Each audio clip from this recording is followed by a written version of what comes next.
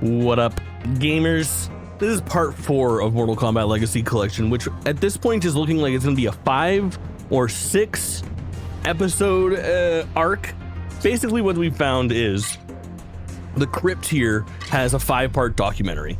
We are on episode 4 here, Knowledge and Power. This is where we're going to do some Mortal Kombat 3 things and some, I think, Mortal Kombat movie things, basically like real big pop culture one.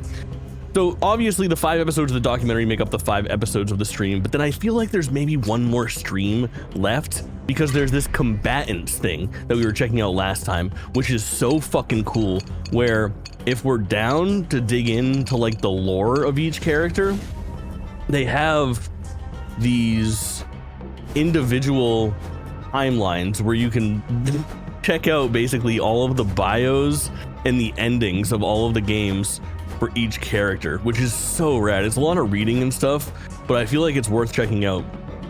In addition to that, when we look at the list of games that we're able to play, I feel like even though we're gonna have the opportunity in episode 5 to play some of the weirder ones, tonight we're mostly gonna be playing Ultimate Mortal Kombat 3, is my guess. We'll play some Mortal Kombat 3, a bunch of Ultimate Mortal Kombat 3, and then probably maybe Trilogy, but then Mortal Kombat 4 is the one that I have played the least out of the mainline games. I really want to play Mythology, Sub-Zero, which is a mess of a game, and then the one I've never touched in my entire life, I have never even touched, Special Forces, the Jax game. So I'm really excited to check that out, and then we'll dabble in these Game Boy Advance games as well. So I think episode 5 will be kind of like episode 6 will be like rounding everything out. Episode 5 will be the final episode of the documentary, and today will be episode fucking 4, which I'm so excited to get into. Chat, welcome in. YouTube, like and subscribe. Nick, welcome in over on YouTube, you absolute icon. High Score Weekly, welcome. Treehorn, welcome. Lemmy, welcome. Boogie, welcome. The Big 2-5, my fucking king. We love to see the sweet streak. Too fucking good. Motaro's playing volleyball with a random dude. Now we're talking. Motaro is a fucking icon. We love to see it. Cirrus, welcome. They have the kart racing. Kart racing is in this Armageddon, which we do own. We'll be playing soon. We're on Deception right now for our 3D game playthrough, but it's on fucking hiatus for this, of course. 30 stream streak for Cirrus. What a fucking icon. You absolute legends with those big streaks. I really appreciate the support. It's just like, streaks are non-essential, but they are maybe more than subs, more than bits, the most important metric that a streamer can have. That's the one thing I've realized about that, is like, even if you're just stopping by to grab your fist bump, even if you're just stopping by to grab your fucking, you know, watch streak thing, or just saying what up, or watching for 5 minutes, viewership to me is always more important. I've always said the same thing. I value 3 things, all right? Number one, your fucking viewership. Just being here is all I need. Number 2 is your follow. We love to get that number up, you know, grow a little bit. And then number 3, way down here, way under your follow and your viewership, is your monetary contribution. Now, don't get me wrong, I love your monetary contribution. That's what keeps this fucking ship afloat. That's what keeps this show a running. But no growth can happen if I don't get that fucking view. You know, it's concurrent viewers is king. And you guys just showing up means everything to me. I appreciate it. I appreciate it. Logan, welcome. Nick, welcome on Twitch as well. Double dipping. Now that's the kind of support I'm talking about. Legacy Collection got all the games up to Armageddon. Maybe another one. Maybe another one someday. Who could know? I thought my juicy ass was appreciated. God damn it, you're right. That as well. Wholesome speech. It's a spiel. I would call it more of a spiel than a speech. Ask Treehorn how many times he's heard that spiel. Treehorn, would you like to put a number on that? Just a guess. King Smith, welcome in, homie. Good to see you. I would say I use the spiel less often now, more in moderation. But I've rattled that thing off Oh, I've rattled that thing off some times. I'm interested to see how many times Treehorn thinks I've said it. Definitely a bunch. What's up, Smith? I am absolutely chilling. So excited to get into more Mortal Kombat today. Chat, I hope you guys are having a wonderful Wednesday. Is it Wednesday? Somebody please confirm. Somebody please confirm. Somebody please confirm. Oh yeah, I live over here. Bloop. Don't worry about it. It's Wednesday, fuck yeah. Nailed it. I don't know what day it is. Based. Based, not day knower. We love this shit.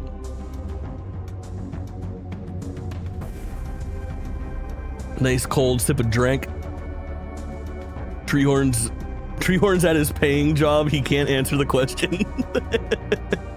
I fear there's another streamer online that may be taking his attention. Vitruvian, welcome in. My goat. My favorite bathtub streamer. What can I say? It's me. It's your boy. I had to look up what year it was the other day. I get it. Basketball taking my attention. No worries. Not sure why they suck. That happens. Figured out the resub issue. Never a worry, my king. Good to see you, homie. Let's get it fucking poppin'. Knowledge and power. The team at Midway had come very far, very fast, building 2 industry-changing games in as many years. Now they were ready to really flex their creative muscles. Oh my god, shit's gonna get fucking wild. MK2 was great and stuff. I'm gonna boost it a little bit for you guys. Let me know how it sounds. I really didn't want us to just do the same game with prettier graphics. Oh god, Mortal Kombat 3 is such a fucking banger, chat. We're getting into the shit. Like obviously MK1 we had the, you'd fall into the pit. UK card, which doesn't exist anymore. Heard, been there. Question, well, what can we do next? 7 of 7, very good Twitch username. Welcome in. MK3. We're just starting episode 4 of Legacy Collection. Your timing is impeccable. Now we're gonna knock you downwards. Right.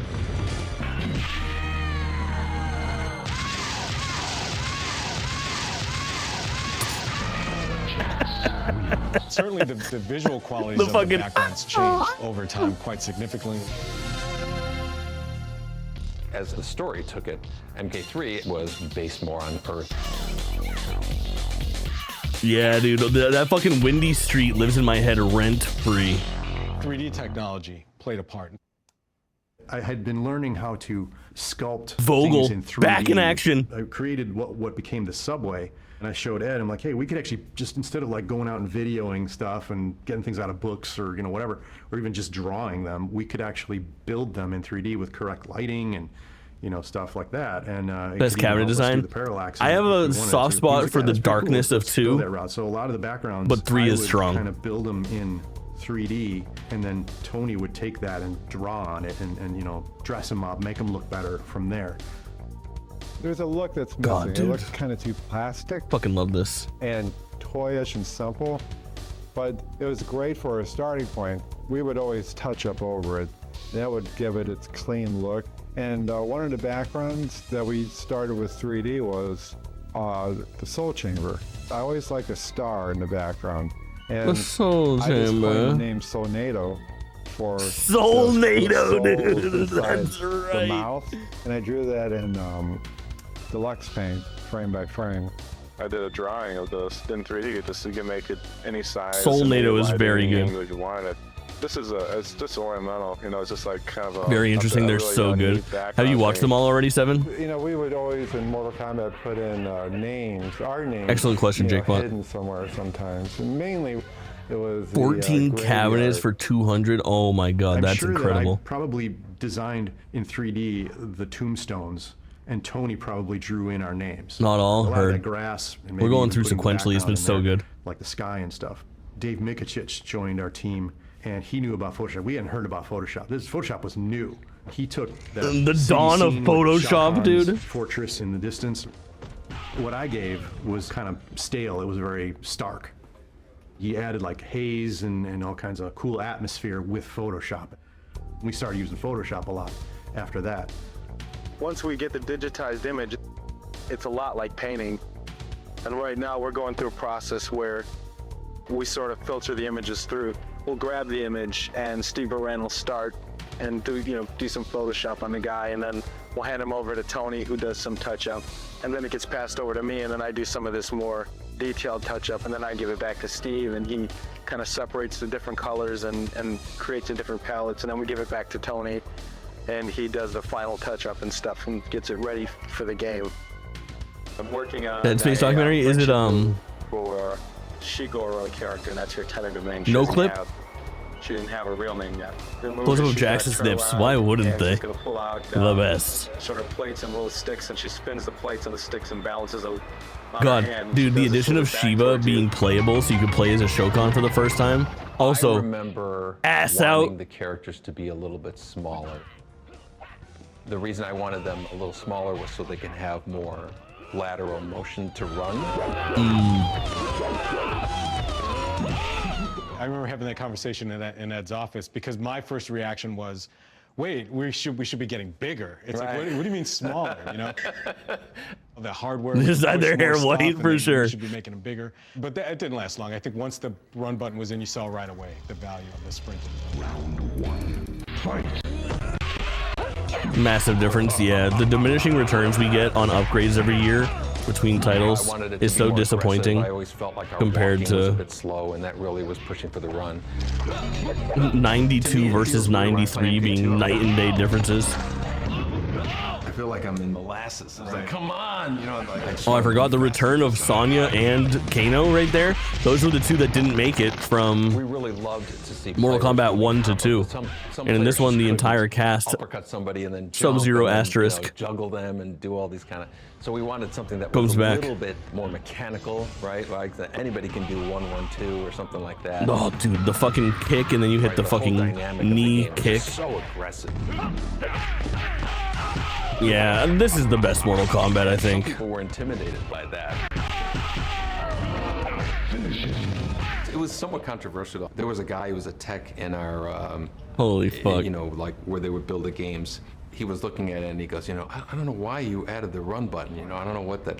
And then, you know, fast forward 3 weeks.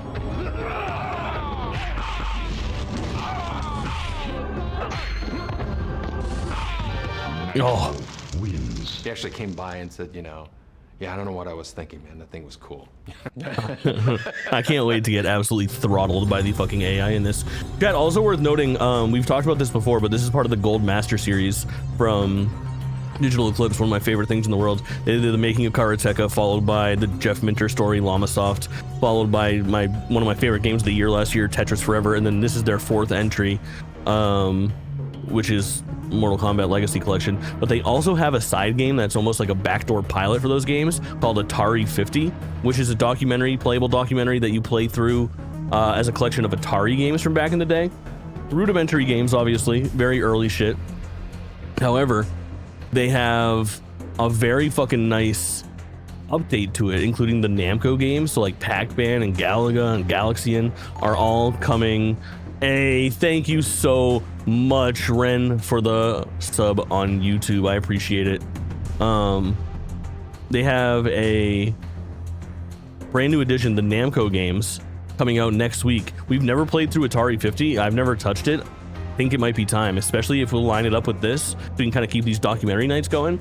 I think I might be in. We'll see. Atari, having the fucking Atari 50 emote 707 goes fucking crazy. I feel like we found a new regular here. If you're a fan of video game history, we are too, but we're also a fan of cum and piss and things like that. So hopefully you like both of those things. Jokes, maybe not just the substances, but a little bit of both. Returning characters. John Tobias updated the costumes for all returning characters, adding more detail to Sonya's leggings and new elements to the ninja outfits. Yeah, Kano's upgrade looks great.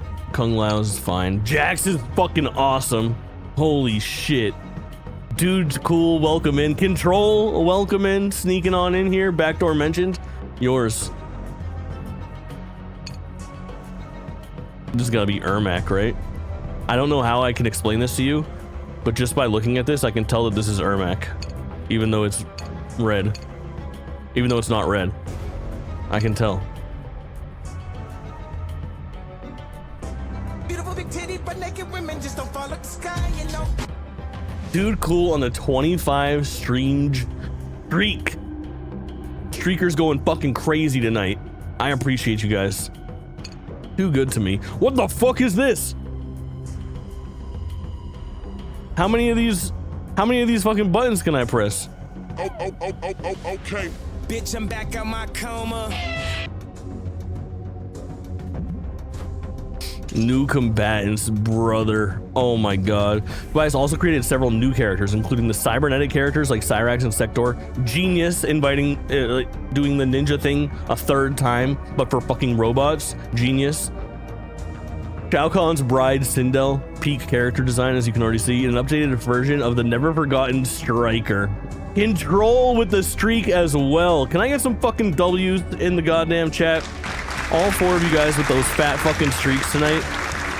Boogie, Cirrus, Dude Cool, Control. Very, very dope. Very, very dope. Sector and Cyrax's name originally? Oh, fuck. Don't tell me if it's gonna come up. Don't spoil the documentary. But I don't know. You can tell us now. Oh yeah, so this was, I think, ketchup and mustard. Fuck, I did know that somewhere. I forgot about that. I fucking forgot about that. For some reason I knew that. Somewhere in the back of my fucking brain. So Striker was originally Johnny Cage's name, if I recall correctly, or was a design that didn't make it into Mortal Kombat 1. And he made it in this time. This is the body for Cyrax and Sector. Full body!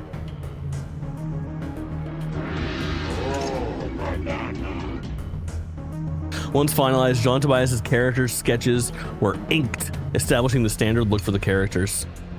Yeah, these are so fucking slick. Sonya took over his bio, so rad.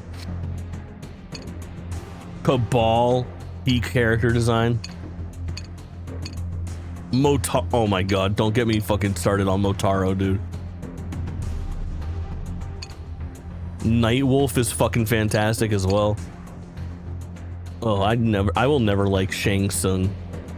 Young man Shang Tsung from 2 and 3. Feels generally wrong. Shiva got them fucking things out. And then Sub-Zero, dude. The Sub-Zero lore of like this Sub-Zero is different. Well, so I think it started in Sub-Zero with Mortal Kombat 2. Technically, the Sub-Zero in Mortal Kombat 1 and 2 are different people, if I recall correctly. And this is the one from Mortal Kombat 2, and the one from Mortal Kombat 1 is Noob Saibot, because he dies canonically and is reanimated, resurrected. I don't know, he could get it. He could fucking get it. No doubt. Wait for it. Nut indeed. Welcome in, homegirl, and 2-monther. Welcome. Welcome, my goats. Full color. Oh my god. There is such a really nice, cohesive fucking design here. Final color versions of the Mortal Kombat 3 characters. Many video game magazines use these illustrations in their coverage of the game. Yeah, so dude, Duck, my fucking man, with the early raid. The early raid, Raiders, welcome in. My Valorant King. Your timing is impeccable. We are just starting. We are minutes into the Mortal Kombat 3 documentary in Mortal Kombat Legacy Collection. We're looking at fucking character art for all of the random characters that were added this time around. Cyrax and Sector. Fucking Jax with the purple pants and the big strong arms. Cabal. Kano, Liu Kang, Motaro. Oh my god, dude. Motaro fucking jacked out of his mind. Dude's got a fucking 10-pack. Everyone has a 10-pack. Ah! Ooh! Ooh, the smoke in this one is way more blue. He almost looks like Cyber Sub-Zero, kinda. God, Cyber Sub-Zero is the smartest thing that Mortal Kombat 9 ever did. Don't get me started. This looks cursed as fuck. He blued himself, you're right. I reined it in tonight. You know what? A little self-restraint.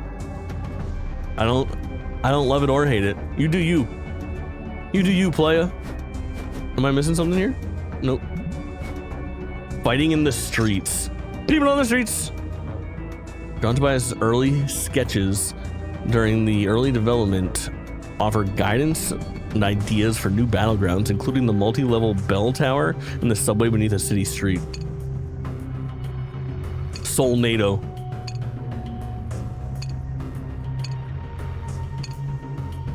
I've never made anything as good as any of these fucking sketches.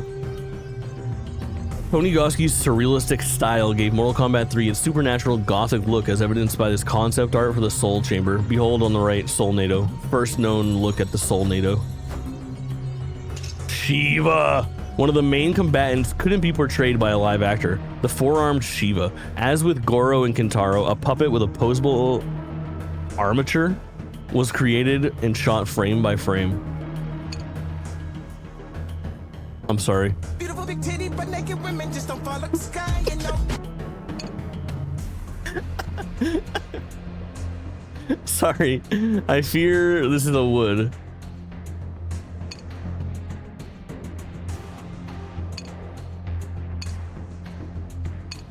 Those fucking hair plugs, dude. Jesus Christ. Tough look. Real characters, Carrie and Sal. One day I was in the office at Playboy this downtown Sonya? Chicago, and the phone rang. It was Jack Let her Hager. quarter me is so And he was fucking looking for funny. a couple cheerleaders for this game called NBA Jam. Oh! I Is this had her? no idea how to cheerlead. I said I could, but I had On the no left. idea. It was great working with everybody, and then Jack invited Sonya? me on to the next That's the game, coolest which was lore. Revolution X. Oh my god, the Aerosmith game, Revolution We were X? trying to develop Mistress Helga. He had Is an that the- am I thinking of the idea. right He wanted thing? to be like this mistress, you know, in leather, and I said, well, I got some ideas, you know, and I put a black wig on. And Puppet? put my I think they Harley mean Davidson mascot. jacket on Correct. and black stretch pants. He added chains and put some labels on it. Revolution and X was it awesome. just Am I right? Is that the perfect. Aerosmith game? And then that is how Mistress Helga developed. That was a blast. And then I just started working Yes. with Midway. Oh you my know, God, game we after should fucking game, play and that. They said that they needed a new Sonya and asked me if I'd like to do it, and I said absolutely. I think John one time was just walking by me in a hallway. He's like, "Hey Sal, you feel like being a character for Mortal Kombat 3?" And I'm like, "Yeah, sure." I'm sorry, Sal DeVita seems like a potentially Italian-American man playing a Native American. Lighting, professional cameras, a green room, I fear the early 90s Jack Hager put that all together. It was phenomenal. cultural appropriation was at an all-time high, you see. 2 to 3 days, John and I would do the lighting. We always consistently had what we called a money light that just was a rim light. And we'd spend a lot of time doing that because there was no going back with the lighting. Whenever you're making a game, you would record the data and then immediately check it in the tool to make sure the lighting was Rim right, lighting, to make yeah. sure the Rim size was lighting right, is when you whatever. need to get started, but you can't see, so you pull out your phone real quick. Beta cam recorder, and we also run a signal into our PC. This is where we do the actual grabbing of frames to be digitized. Kung Lao. We're able to click through frame by frame, delete the frames we don't God, want, dude, the keep technology frames is that we do changing like. year after Once you year have all because that this is set, literally then you 2 can years start after Mortal Kombat kind of 1 and it's rolling changed into the so actual much. moves and then forget about the technical side of it. When we started filming a character, we'd get into work probably roughly around 10 o'clock, and usually the whole filming process takes, all day.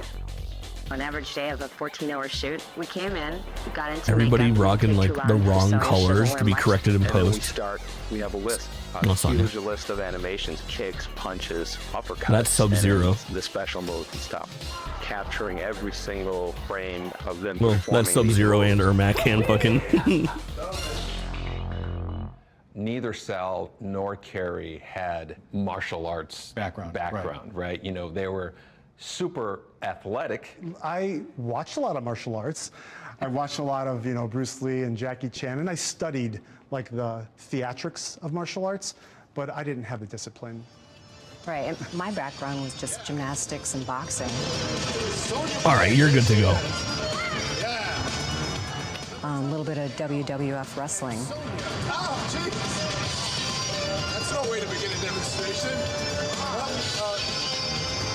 think Sonya is in a little trouble here. She's being tied to a dog.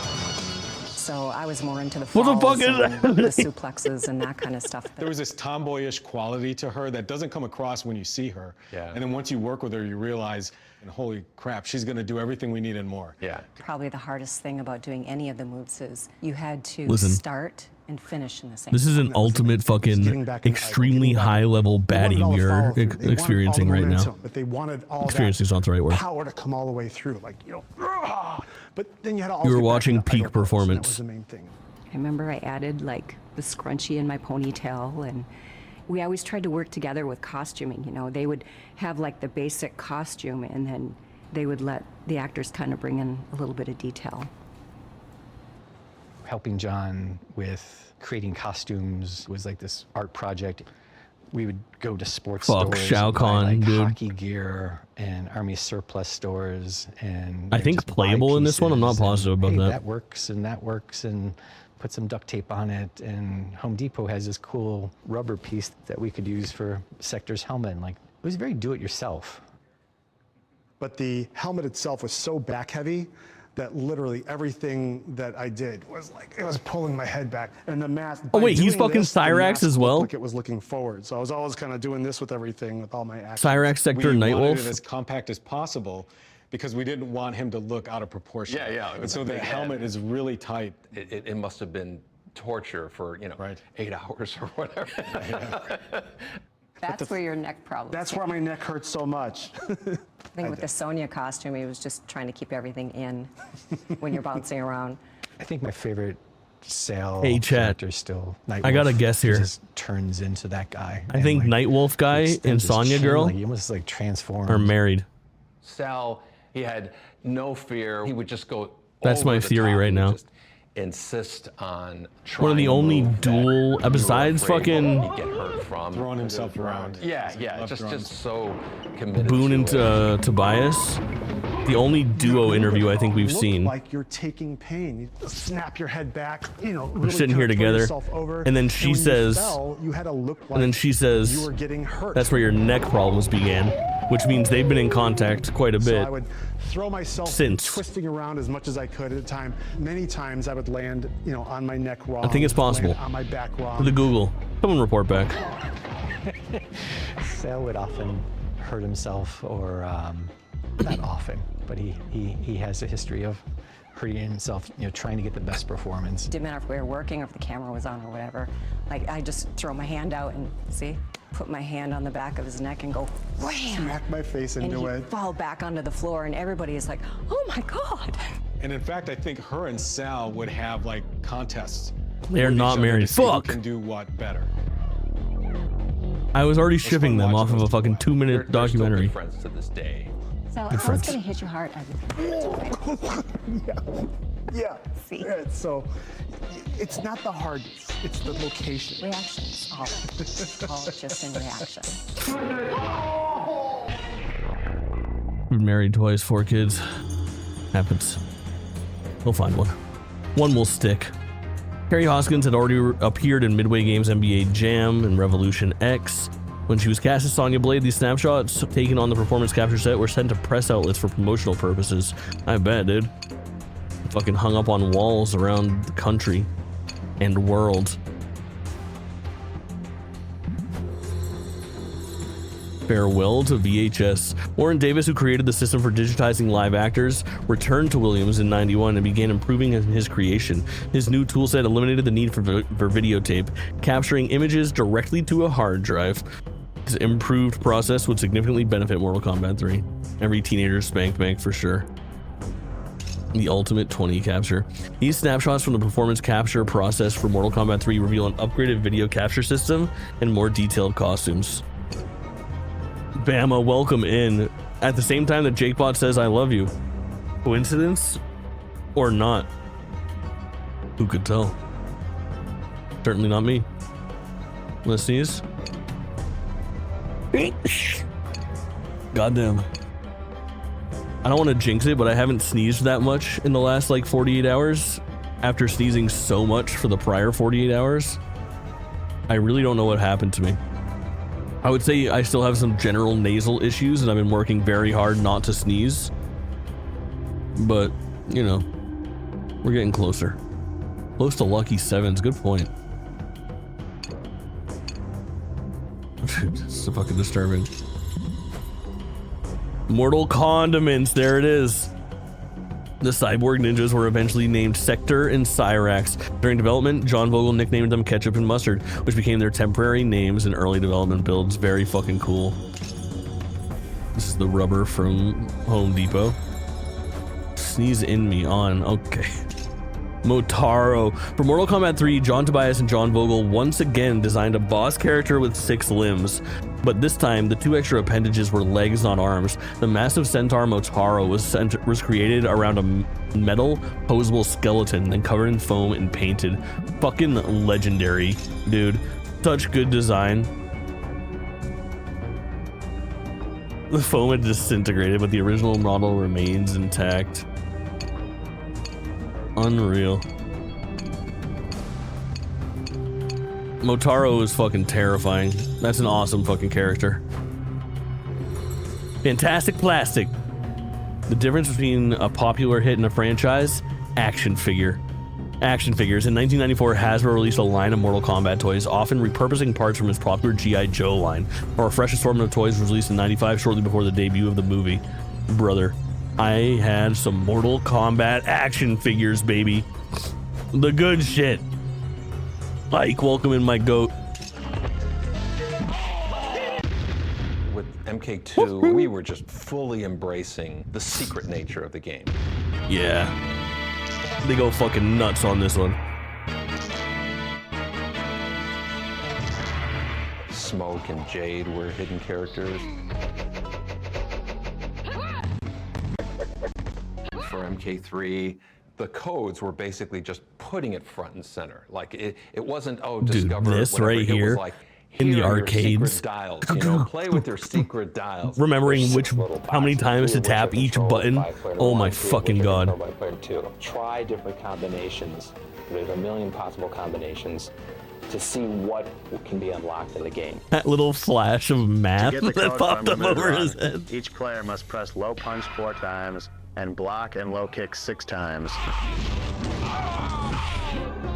Marketing jumped on that and said, Crazy line read, by the we way. could do stuff with advertisements and give this magazine these codes and give magazines that code. By using these symbols, ads will provide clues to codes on MK3 games. Fucking genius, dude. It's like a puzzle where one piece is missing. To solve the puzzle, players must go to your location and play the game.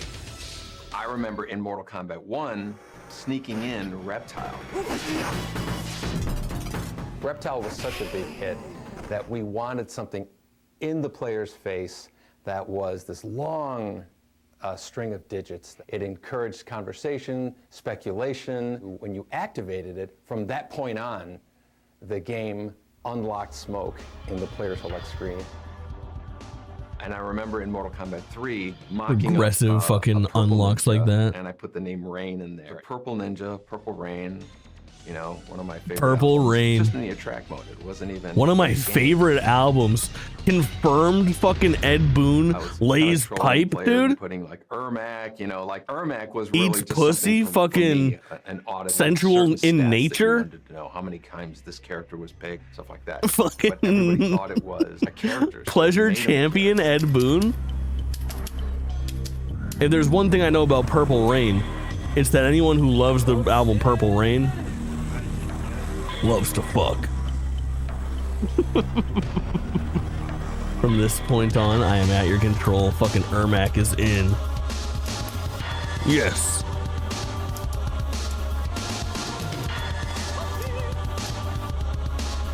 God damn, this shit's cool as hell.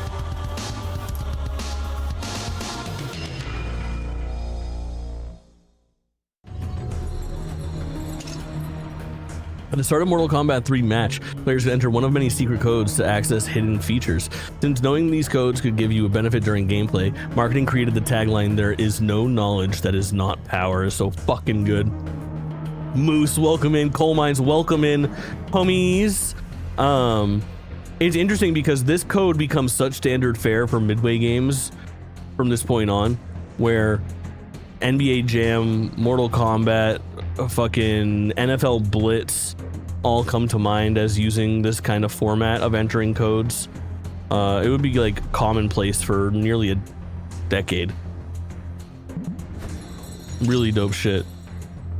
Combat codes were printed in magazine advertisements, flashed on the screen during promotional videos, and given to game magazines as exclusive information with the cross promotion of the upcoming film, animated video, and live tour. Live tour. Fans scoured all Mortal Kombat merchandise for secrets and clues. So fucking good. The ultimate combat code. At the end of the game, players were invited to enter a 10-character ultimate combat code. If both players work together, the correct sequence of button presses 109022223 would permanently unlock Smoke as a playable character on that machine. God, that's so fucking cool. Like, can you imagine being the local hero that walks in and fucking somehow unlocks Smoke for everybody to play permanently in Mortal Kombat 3 for the rest of time? Giga Chad. Mortal Kombat 3 introduced an unusual alternative to fatalities, a mercy. If a fight went 3 rounds, a player could opt to restore some of their opponent's health, giving them a second chance to win the match. If the player who granted mercy still won, they could perform a new type of finishing move. Animalities.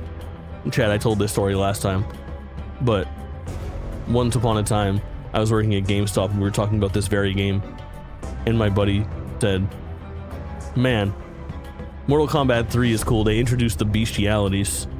And I said, brother, that's not an animality. That's something very different.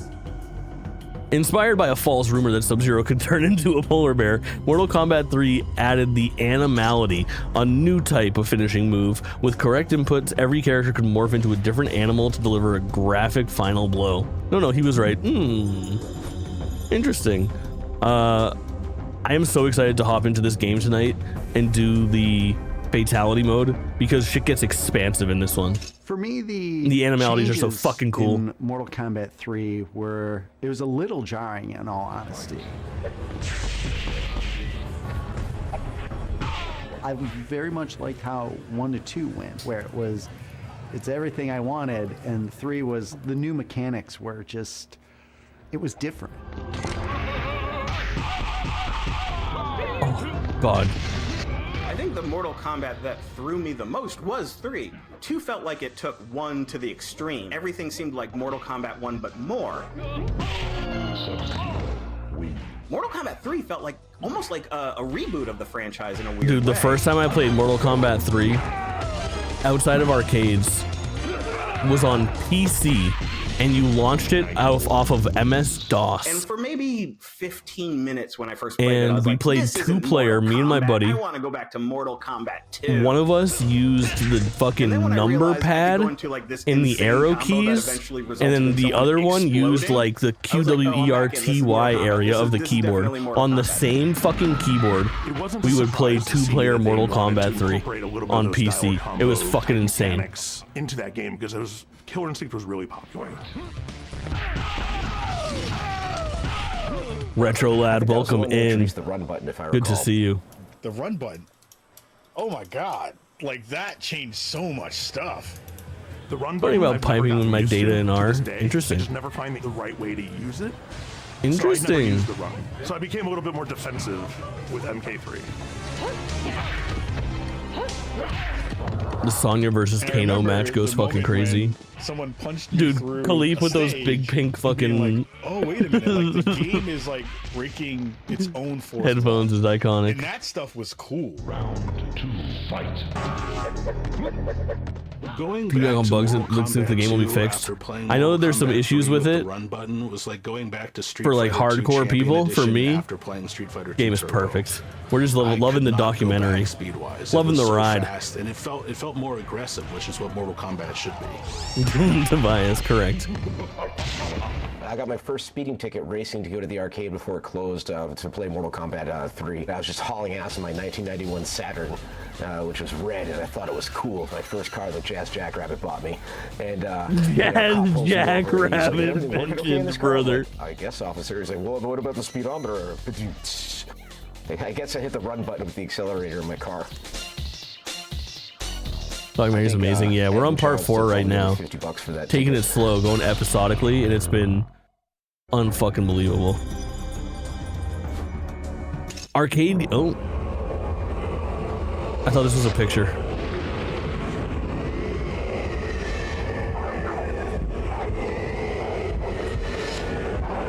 To call it backwards, it's Noob Cybot. I was just born when MK1 came out in 92. Yeah, I played it for the first time in probably 93. I was maybe 5, if it's my guess.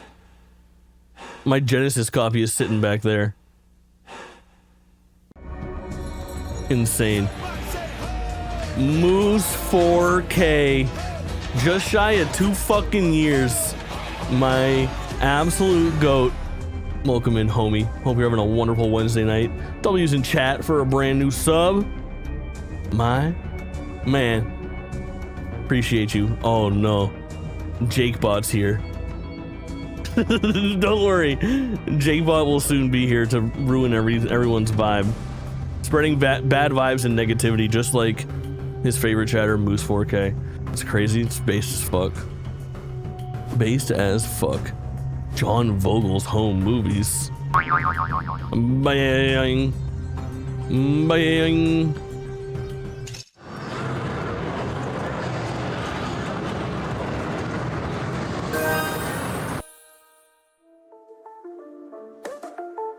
Yo, check it out, moves a focus pod up the court. Subscribe like a boss, now we're all in the work. But hold up, let me brain in a crowd, not just so yeah, I'm aware, I'm alive in the stream. With stenching, I'm aware, it's like a shot in the stream. It's the Buddhist fit fight and make it future true. So here's the moves of fork, the subscriber supreme. May your stream and dreams forever be extreme. Subscribe, moves a story did it right. Now we're on a roll with all streaming might. Wait, Moose, has anyone ever called you Moose Fork? Because now that I see it, I don't know if I can ever fucking unsee it. I don't even know if I can. 4K Blu-ray is fucking ruined too. Fork TVs. 4K is just fork. JakeBot fucking went there. That's a mind fuck. Genesis copy, MK2 and Super Nintendo, so fucking sick. So sick. Valley and Midway. Saw me in the video? Moose Fork. All right, yeah, I know, isn't that cool? I'm famous now.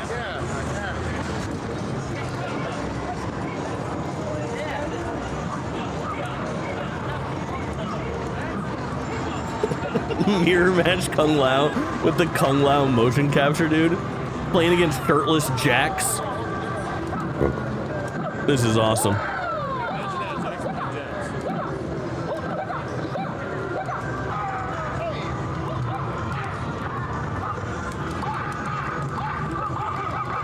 Dude's yoked out of his mind. How could he lose? He's pressing those buttons so good and fast.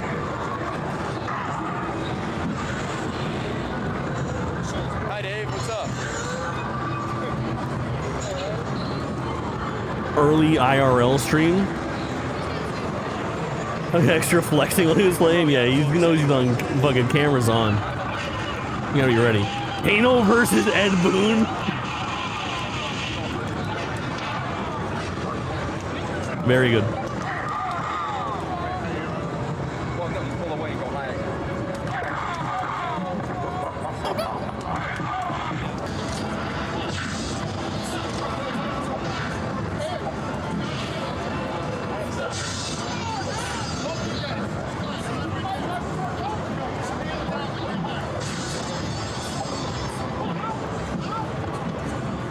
What if it was cold in there that day? Some of these guys are wearing fucking full-ass suits and jackets and shit. Lots of long sleeves. Poor Jax is fucking stuck shirtless in what appears to be very breathable pants. So 90s, it's aggressively 90s. Those nipples will cut glass, you're right.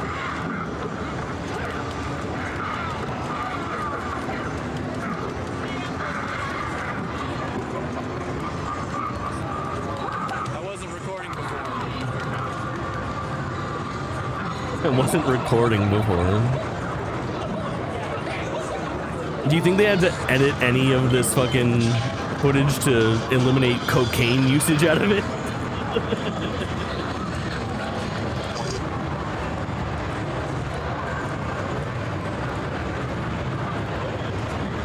Because I would say there's a definite chance. Yeah, okay, let's roll. Okay, this is Mortal Kombat 3, and here are 4 of the fighters from Mortal Kombat 3. Oh, I thought they were gonna fucking race. I realize now they're gonna fight. Mortal Kombat's a fighting game, not a Mortal Kombat racing game. Henry, welcome in, homie. Good to see you. Sonya! Yeah. Sonya Blade, there she is. Dude, this lady fucking rules. Number 2, Kato. Right. That's Kato. Number 3. Nice kick spin. Yes. Damn! Let's go.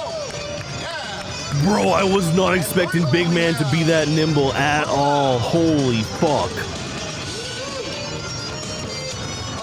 Yo, these people are dope as fuck.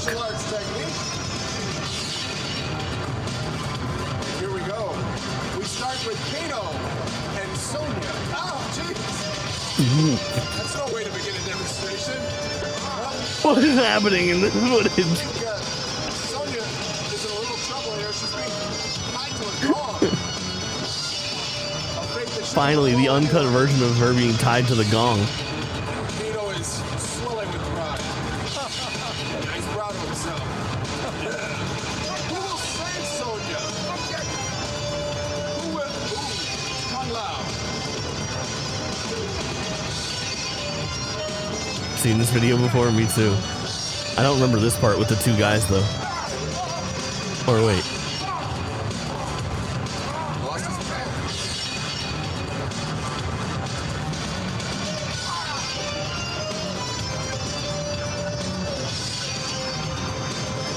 This is so fucking surreal. Imagine sitting there watching these like 2 Mortal Kombat characters do a martial arts demonstration live at some convention center in 1993. Oh my god, Jax's fucking power pose.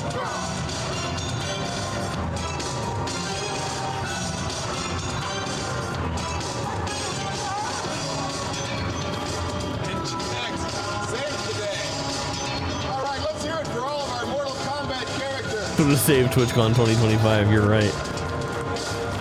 Imagine Kung Lao flying kicks the person storming the stage during the Emeru meet and greet. Tuckish, welcome in. We're on episode 4 of the Mortal Kombat documentary, and it's unfucking real so far. You know that this is the year of Mortal Kombat 3, really. There'll be a lot more than just this game, as if that's not enough.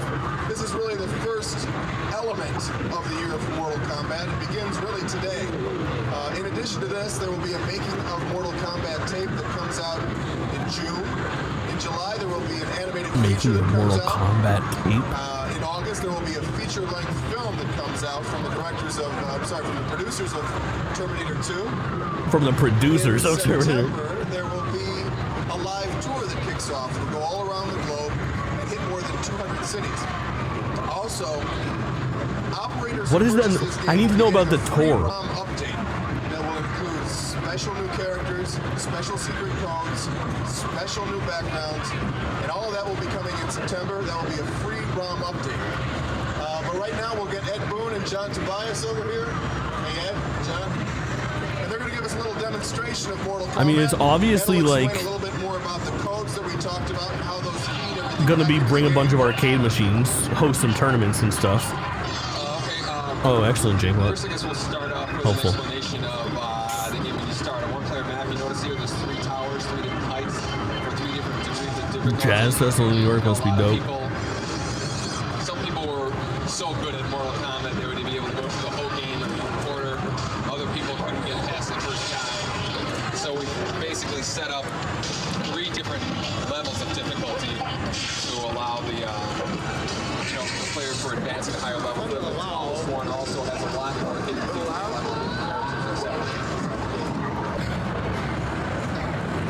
Dude, Jax fucking brings it.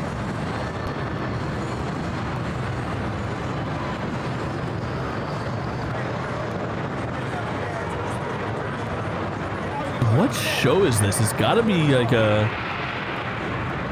arcade trade show, like a not consumer electronics show, and it's too early for E3. Oh my god, this is just like 10 minutes of unfucking edited, well, it's edited footage, but pretty raw footage from this one event. This is pretty cool. Arcade machine trade show thing, yeah. Different about this one than the previous one, Mortal Kombat 3. Thank you, Kato.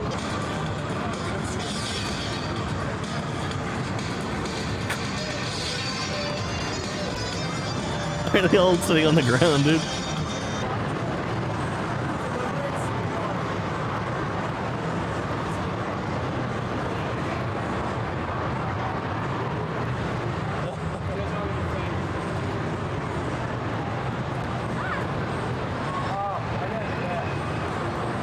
It feels like Kano could be like just eating a fucking cheeseburger sitting there on the side. Feed these people. They're working so hard.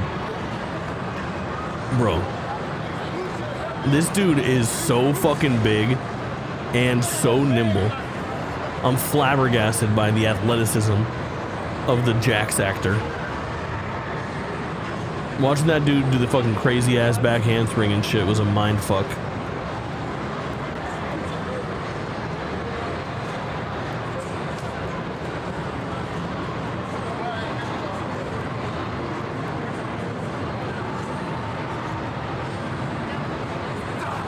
What'd you do today? Went to this fucking arcade trade show. I was doing kicks and shit all day long. Alright, get it, King?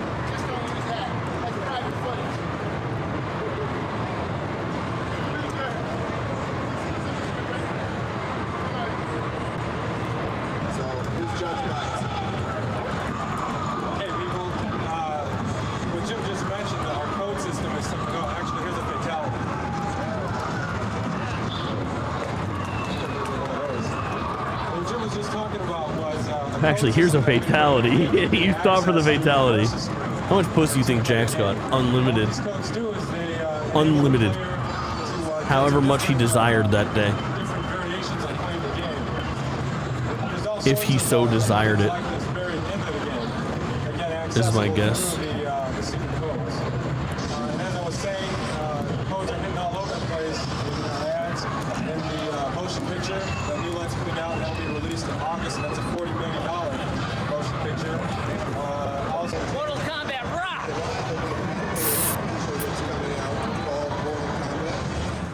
So true, King. It's time to fucking play, dude. Let's go. These symbols will mean power. Hell yeah. Alright. We'll take a little fucking sample of Mortal Kombat 3 because Mortal Kombat 3 is far from the definitive version of Mortal Kombat 3. We're gonna need to get to Ultimate.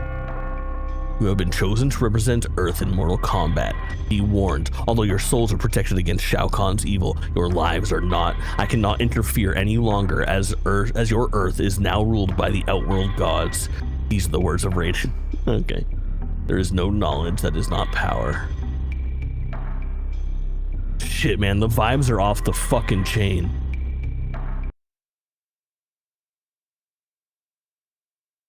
Goddamn. Alright, Shao Kahn, Sindel, Jax, Kano, Liu Kang, Sector, I think, Sub-Zero, Smoke, Sonya, Striker, Cyrax, Nightwolf, Shiva, Kung Lao, Cabal. We're always going Sub-Zero. He's our baseline. We're going Novice.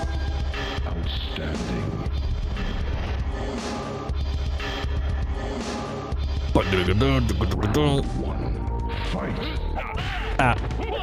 Yeah, man, this looks so fucking clean. And it's just so much faster. Fuck. Alright, where's my run button? I think it's one of the triggers. No? Fuck my stupid life. God damn it, I got stupid, nimble, sexy Jax, dude. Big Boys Choir, I don't think I know it. Oh! I'm goated. Suck it. Suck it.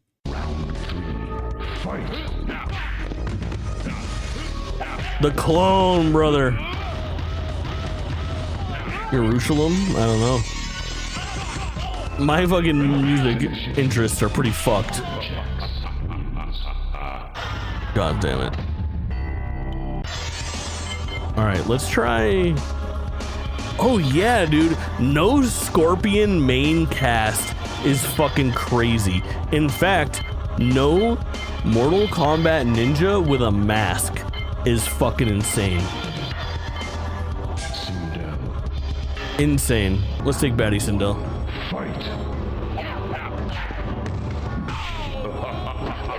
Hold on, I need to look how to whip my hair back and forth. Okay. You got homework later? I'm down. Alright, I got the spit down.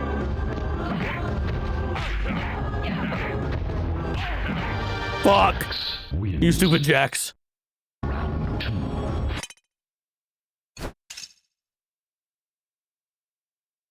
Oh, forward square. Okay. I want to do hair tricks, Doug. Oh, the scream. I don't know why that one's not working.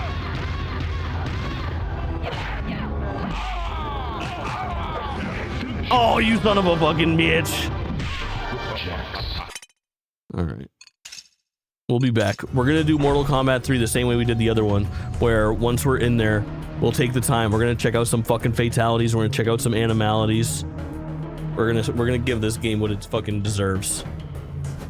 For sure. Hidden characters. 2 characters wait to be discovered within Mortal Kombat 3. A cybernetic version of Smoke and a new form of Noob Saibot. Both can be accessed with special codes. Binding Smoke. Smoke is unlocked via the ultimate combat code. Blah, blah, blah. Once unlocked, Smoke's portrait appears in the center of the character select screen. Additionally, in a 2-player match, combat code whatever will grant the winner a round against Smoke. But what's a Dorphin? Entering combat code whatever will transport players to Noob Saibot's Dorphin, where they will face a version of the character that borrows its sprites and moves from Kano. Interesting. See for yourself by pressing play. That's pretty cool. That's pretty cool. The secret space shooter.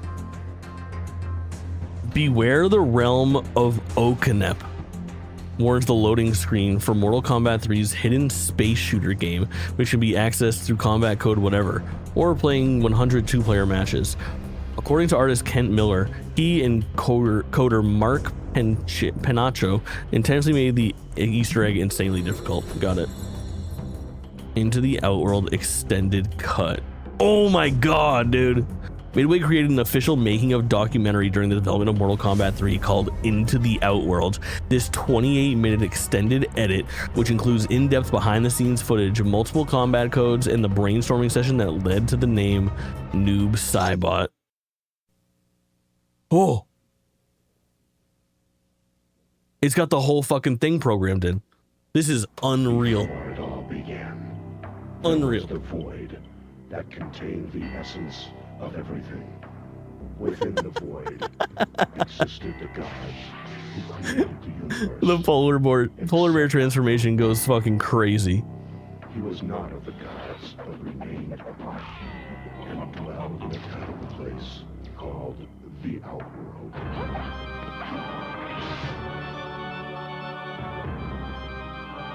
Bro, I think I've watched this before. Or a version of it? Like on VHS or something?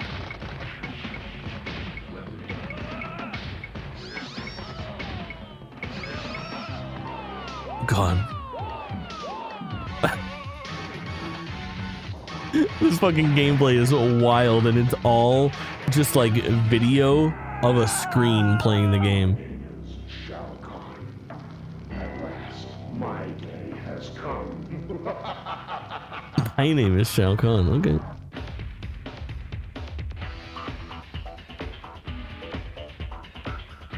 This shit's done up to the nines, bro.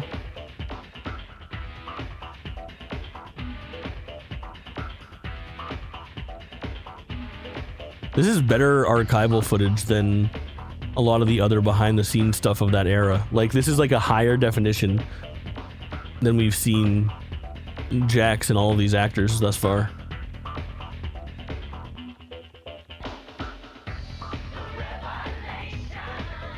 This music, bro.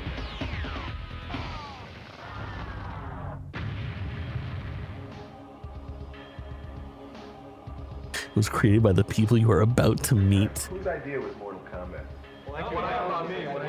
The initial idea, I woke up. I'm a graphic artist. Cosplayers have more detailed costumes for sure. Sounds and music. And Delphi. He's a legend, I fear, for sure. He fucking My name is Ed. made this shit kind of shit possible. My name's Tony Goski, and do backgrounds and special effects. Interesting, Jake Paul. John Vogel, backgrounds and special effects. John Vogel has aged 50 years in the 30 years since this was made. I'm sorry, John. Steve Baran, and I'm a video artist.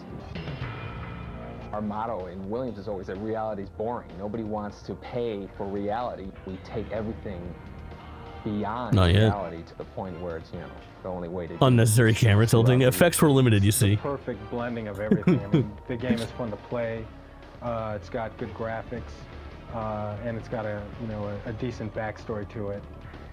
It's easy to come up with the ideas, anybody can come up with ideas for games and stuff, but it's to actually convert something from an idea in your head into reality, into something that is a sellable product. That's where the challenge is. It's all an illusion. It's all an illusion. I thought Sindel was old. She looks young and hot. I had Sindel pegged for like 60 something. She's like looking 20 fucking 3. What's happening here?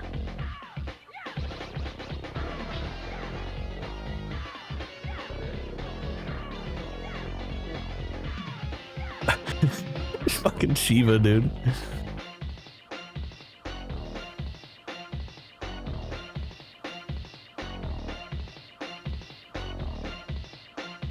This is sort of the very first concept of the story. This guy here eventually became Shang. Oh yeah. The mystique and all that whole feeling of it was really the foundation of that was really what John Tobias kind of envisioned. He says everyone's 25. You make a very good point. I see some people wearing some shit they shouldn't be wearing, and I wish I didn't see them wearing. Where you're sort of able to create things. Meanwhile, look at this fucking zip-up collared get-up. Timeless. Took place more, on an earthly environment, in an Asian type of setting. In part 2, we knew that we were going to send our characters to sort of a different world, and so the door was completely open. Wild stuff, yeah, for sure. In any way we wanted. Mortal Kombat 3 has so much hidden stuff, it's just endless, just the amount of stuff that we packed in there. Okay, come on. I don't know if I should be telling you this, but I'm going to show you a move, okay? Listen. If you go back, forward, Stop zooming. back, and then down, and then push the run button. And if you do that really fast, I'll be your friend forever. The button and joystick combinations were the expected. Everybody would start looking for them immediately. And that's when I believe Ed came up with this whole sort of combination lock system. There's 6 little boxes, 3 of which are controlled by player 1, 3 of which are controlled by player 2. Try different combinations. The fucking combination lock, dude. There's a million possible combinations to see what can be unlocked in the game. Well, we test the games. When it comes close to the time that the game is done, they have us come in and we just play it. We play them all day long and look for bugs. We play them all day long. Mortal Kombat 3 is that it added a run button, and when you use the run button, it makes you aggressive towards your opponent. You're gonna have to keep on using the run over and over and over to attack your opponent. What we're gonna show you now is a few simple combos that'll get you started playing. A lot of It does characters have exactly a that. simple combo with kicks, which usually involves three presses of the same button. Like Cyrax has, it's you press high kick twice and then back and high kick for the final hit. He does 3 hits and knocks the opponent away. My favorite move would probably be Kano's chokehold. It'll be down towards low punch. Kano's One of my chokehold. favorite codes is disable blocking. Each player presses block twice when the code things come up on the screen. And it turns off blocking, so you can't be a defensive player. You have to play offensively or you're going to lose, because there's no way you can block anybody's hits. Joke's on you, I always play offensively. I'm the MK3 What did you kid. say, Chip? I did the Nightmare black and white spot, the whole eye thing. And then I also did the color stomach spot, also known as blackbirds, actually. In the TV commercial for the home game, there are codes hidden in, background objects or, a wall or a fence or something like that.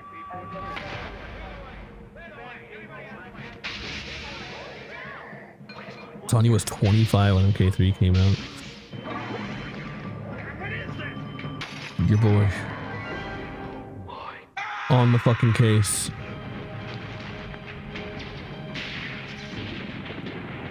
Mortal Kombat. Be I'll be careful. walking down It's the hall to my home. school, and I'll hear from one end to the other, Mortal Kombat. We started at This 8 in kid's the got a morning, fucking and there were crazy actually 2 beard for directors. being I in got school. and it took him about 2.5 hours to get all the lighting. Look at set. this They were fucking moving grown-ass pieces around, man, dude. Checking different lighting, which kind of strobes to put where. I couldn't move because if I moved, the angles on my face would mess up the light. All right, here we go. Quiet, please. Roll tape. And he'd talk me through different emotional states, and okay, you're being chased, you're being scared, now you're turning around. That's an and adult. And you're fighting this creature, so look angry while you're moving your eyes and twitch and wake up! And he'd spaz, and I'd have to open my eyes. Crackling good. And then there's John Crackling Vogel. He did good. backgrounds for part 1. He did some stop motion. Well, months after this came out, and he did I was already a man. He worked on backgrounds along with Tony Goski. Tony's probably one of the most respected artists in this department. He's probably, probably one of the best artists in any industry. And he conceptualizes backgrounds as well. This is the Soul Chamber, and this is where be a Soulnado. He never sees it. Soulnado mentioned. Steve Baran worked on Mortal Kombat 3. That was the first W green eggs and ham fucking shirt. Holy shit. Drippy, dude. It's actually kind of shocking. I'd rock a green eggs and ham shirt right now. Anything but just stuff that gets a reaction. Dave Mikuchich, he's like our resident 3D expert. He kind of got everybody up to Mikuchich, speed no, I on was doing fucking at 5. stuff, and he can crank out anything using a 3D program faster than anybody in the world. I was in Ed Boon's office the other day. I picked this up from his trash can. It says, for smoke, the ultimate combat code is 10902-22234. Then back, low punch. Shh. Yummy. It's important for Mortal Kombat fans. Jesus fucking Dan Christ. shows you cool stuff every couple of days. He just comes in and you go, great, this is awesome. And he's a lot like Ed, where I just have this confidence that, he's going to go away and come back with something spectacular. That's the Johnny Cage Nut Crunch, I believe. Didn't someone make a candy bar, Johnny Cage Nut Crunch bar? John, Tobias, and some of the other guys from the Mortal Kombat team. Dude, happened look to at the just, fucking power of this mullet. Kind of poke on my arm and say, do you want to do a character? And I said, oh no, can I do a character? And he said, yeah, I would love to have you. People don't realize that there is a lot of work done in the actual... Wow, this was good. This is awesome. Yeah, for sure. This is fucking great. The fact that this exact product existed in the 90s is insane. Says, what do you think of that? And I go, that's great. See, the inspiration, I think, for a lot of the characters come from all over the place. I mean, they come from movies I've seen when I was a kid. They come from books I've read. I mean, everybody gets inspiration from somewhere. I started out with NBA Jam as a cheerleader, and then I went to Revolution X as Mistress Helga. And they asked me to Mistress do more Helga. I needed a new Sonya. So I said, sure, I'd love to do it. We gotta play When I was a character Revolution here, X. That sort of like funded me going to school. Raiden, but it's spelled wrong. Artist like all my life. As with all the Mortal Kombat games, the Dude, characters are definitely... Sindel's just doing her own makeup, and these people are just doing their own hair is so fucking funny to me. Raiden would win. Sector's got it in the bag. Raiden would win. Don't even try to. That's totally got it in the bag. No, get your hand out. We're gonna settle this. Dude, it's like the set that he's sitting in right now is the same one he's sitting on with Sonya Shorty in the current stuff. The character would probably first start with me sitting down staring at a blank wall for a little while, and then after a while something will hit me and I'll just start sketching around different ideas.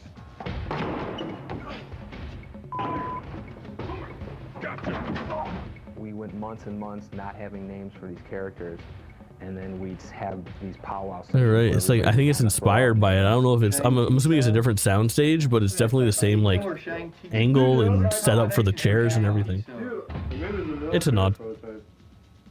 And the other one was just like a security guard at a mall that didn't work out right. Cybot X11. There goes XLS. See, anything with X is cool. I like XLS. There it goes. Cybot.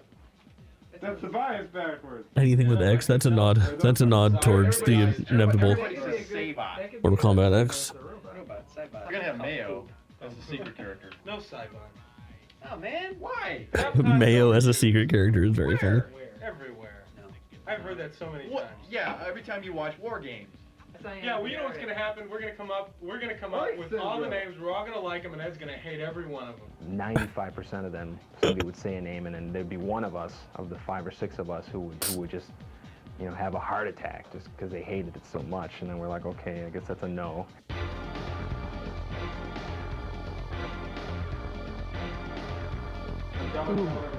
Picking a fight with the wrong bot, Henry. That's good. Don't show that to me. To get the code for Unlimited Run, each player must press low punch 4 times and block and low kick 6 times. When we started filming a character, we'd get into work probably roughly around 10 o'clock, and usually the whole filming process takes, you know, all day. Oh, an average day of a 14-hour shoot.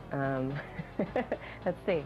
Well, we came in and got into makeup. It didn't take too long for Sonya. She doesn't wear much.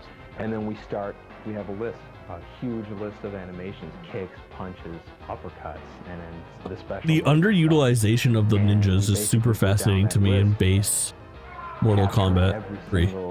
Frame of, I get that you have the robots there, and you still have Sub-Zero, but he's not wearing his mask. Not having Scorpion on the cast. Wild. No Reptile. I guess you have Noob Saibot in You have to do each move 8 ways, because you see a joystick. the background, 8 kind of. different ways. So if I was to do a front kick, I'd have to do it frontwards, backwards, sideways, and diagonal 4 different ways. This is why we have the tape on the floor, just to keep them facing the right direction.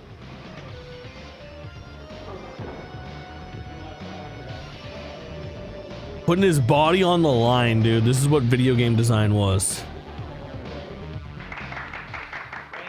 Here's the camera that takes in the signal. We run signals into our beta cam recorder, and we also run a signal here into our PC. And then on our PC here, we have one of our boards connected to that. And also, this is where we do the actual grabbing of frames to be digitized. Who have grabbing the fucking frames? Out there, and I'll really quickly grab some images of them. That's good, Tony. We're able to click through frame by frame, delete the frames we don't want, keep the frames that we do like.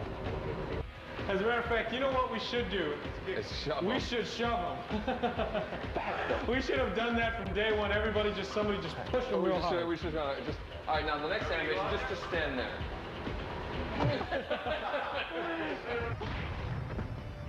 Workplace violence, lol.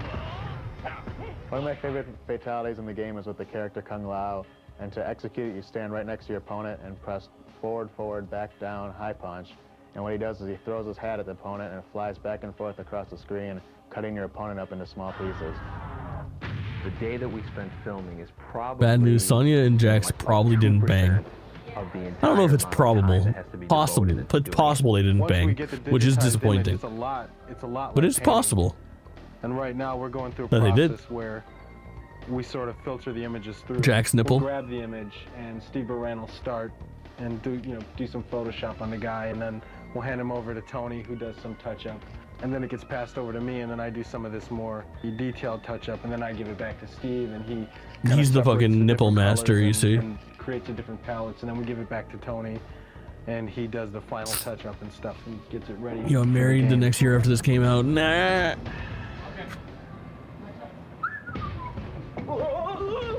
I did a drawing of this and everything. In 3D, you can make it any size and any lighting, any angle you wanted. Dave Michich did this, the 3D version. It's just ornamental, you know, it's just like kind of a really neat background thing. But I was telling Ed about the story, like it's a soul cage. I'm working on a friendship move for our Shigoro character. That's her tentative name. She doesn't have a real name yet. Her move is she's going to turn around and she's going to pull out sort of plates and little sticks, and she spins the plates and the sticks and balances them on her hand, and she does this with her back towards you. Shiva wins. Friendship. Friendship? Remember that? Friendship. Friendship. This is so fucking good. Shang Tsung. Why are you thrusting like that? Why are you kind of thrusting like that, though? Who we call Ketchup right now. You kind of got that. Right now there's a red guy and there's a yellow guy, so we call them Ketchup and Mustard. But they will have real names later on.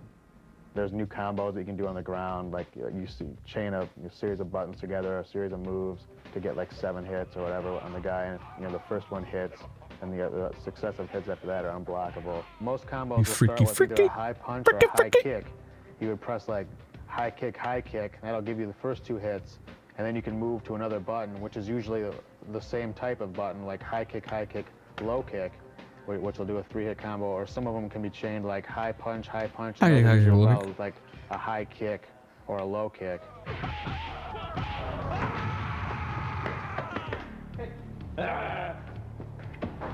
And then you know what? And then we can give them numbers, so it'll be poop on you too, you know. Right. Whatever can possibly happen in the game, you know, I have to program the game to be able to do that. As you play the game, when you first start, the computer's very dumb. It'll just stand there, it'll let you beat it up, and then as you fight the second guy, it'll get a little smarter. Look at all the placeholder fucking palette where it's just a bunch of Raidens on the character select screen is so funny. Increase in the difficulty, because if And I fear is fucking also nightmare fuel. There's Much Raiden. comfort in knowing that the other person is doing their job beyond your expectations. The good thing about working with that is you can hand them some artwork, and you can, you know, you'll see it in the game pretty quickly. Time! You tell me time! Striker, who has a combo that'll pop you in the air, you can pretty much chase him across the screen and juggle him all the way across the screen, hitting him. I like the handstand chokehold. I think that's my favorite. I also like the handstand I got my chokehold. job because she realized I wasn't wasting my time hanging out in arcades when I was younger. But she said that, you know, she was real proud that I was making a living exploiting my talent. Dude, the fucking subliminal messaging code flashing on the screen is so funny. Funny is you can turn them into a baby. Sonya wins. Flawless victory. Babality. All right, guys, I got something for you. Next time you're in a jam, I want you to try this on your opponent. You're gonna do that slow zoom 2 high again. kicks, 2 high punches, 1 low punch, and then back and high punch together. That's my 6-hit combo. It's guaranteed to rock the outworld. This is just fantasy.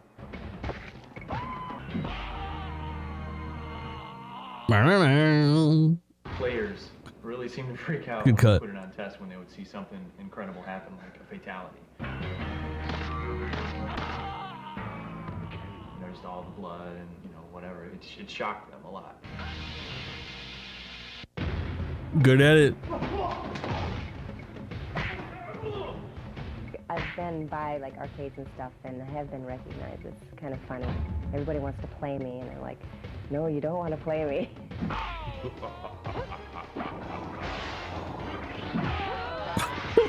The fucking footage in reverse of her falling backwards to making it like she's rising up out of the grave. I actually do write them back. I try to write Quite everybody disturbing. back. I'm sending Sonya fan mail. She writes everybody back.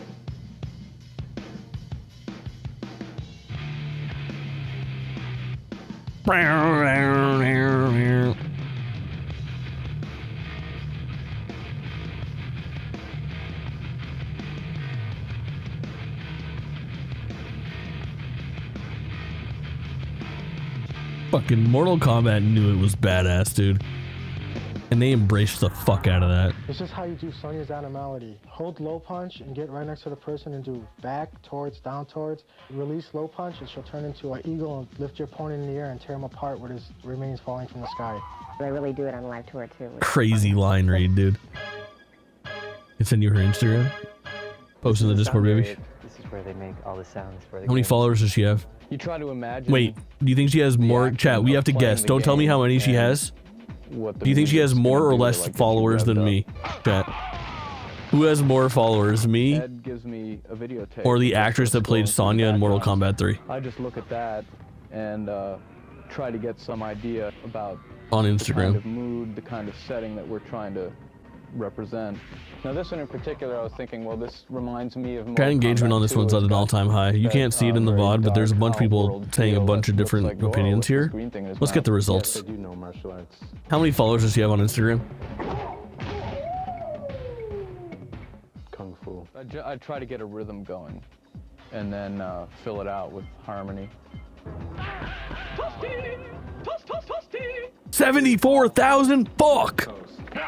That's Ed Boon. She's got me beat by like 60,000, dog. What else does she do? She must have a pretty illustrious career. 74K is a nice number. I thought she might only just be Sonya. She models. That checks out. You know, Shao A Kahn model is played very by Steve powerful on Richards, Instagram. who is the king. And in as we life. all know him. Pinball designer. Flawless victory. Basically, everyone has a set of speech calls for attacking, you know, punching, getting hit, you know, getting hit in the face, getting hit in the body. Animality or animality, what do you want? Animality. Animality. One of the hardest combos in the game has to be Jax's because it involves holding down on the joystick while pushing other buttons. So what you do is you hit high kick, down and high punch, and hold down, and continue to hold down and hit high punch again, and then hold back and hit block. And then as you're How many do you have? I don't know, like 13,000 something? And then hold back and hit high punch again for a 7-hit combo, which is super devastating. We do the arcade version, which is the original one, and then after that's one's been out for about a year or so, and then they start converting. You have more than it to Jax? home platforms, which Let's is fucking go. the Sega Genesis. I wonder if he can still do a backflip. Probably no. Chicago guys send us the assembly source code, and then we go line by line and convert it into C. They also drop shipped us all the original artwork that they did, all the finished artwork that went into the game and their file formats, and then it's up to us to rip it out and figure out what file format would be best to use on our PlayStation and convert it down and make it work. We have one piece of hardware that has a particular size of RAM and a CD-ROM, which is in the machine. And so what you have to do is you have to decide what chunks of sound There it data is. have Now to you're in come for off the life, baby. CD-ROM into the RAM of the machine, and at one point in the game. The quality on the PSX is better. It's stereo 44:1 sound, just like you'll buy in any music store, CD shop. Right. It's the same CD stuff. shop, dude. Talk about a thing that no longer One of the most exists. amazing things I think we found in the game that we Greg Miller, not the one you're thinking of? Shiva was a stop motion. Legally distinct Greg Miller. When we were originally just looking at the artwork, we were just saying there's no way. I mean, we see like muscles Bull rippling. Moose. It looks like her face is changing. That's a It bookstore, just looks movie too store, real. One of the game codes store, to, CD on the store. briefcase screen, if you push the third symbol But down one, not you get a new, just a CD new, store. New exclusive PSX code. It used to be mostly a CD store. Cool, but you have to find out on your own. They had to pivot. I feel like I've watched this man fake fight people so much since the start of this evening.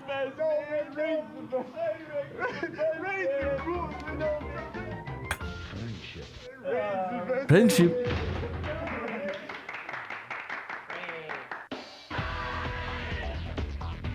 I'm getting so much use out of the play fighting. It's very impressive. Oh, that fucking song is back.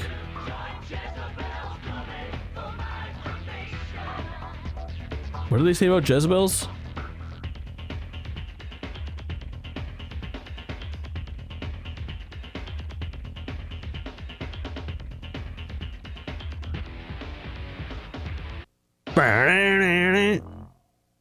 Behind Mortal Kombat 3 into the Outworld. The fucking crew with a K. Incredible. Absolutely fucking incredible. That's a banger to include that entire thing. And that would have been very cool to see. Like, you weren't getting peeks behind the scenes. Props to Midway. Props to Ed Boon. Props to NetherRealm and WB. Props to everybody that was involved in, like, preserving all of this shit. Because these looks behind the scenes do not often exist for, like, games of this era. And obviously they did a great job over, like, Digital Eclipse getting everything, like, pulled together. But primarily, I feel like a lot of this is, like, it was accessible. The stuff has to exist for them to be able to compile it. Harry Ann Gallery. We got the fucking goods.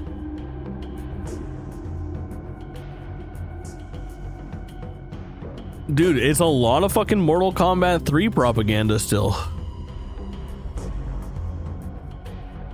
I'm surprised.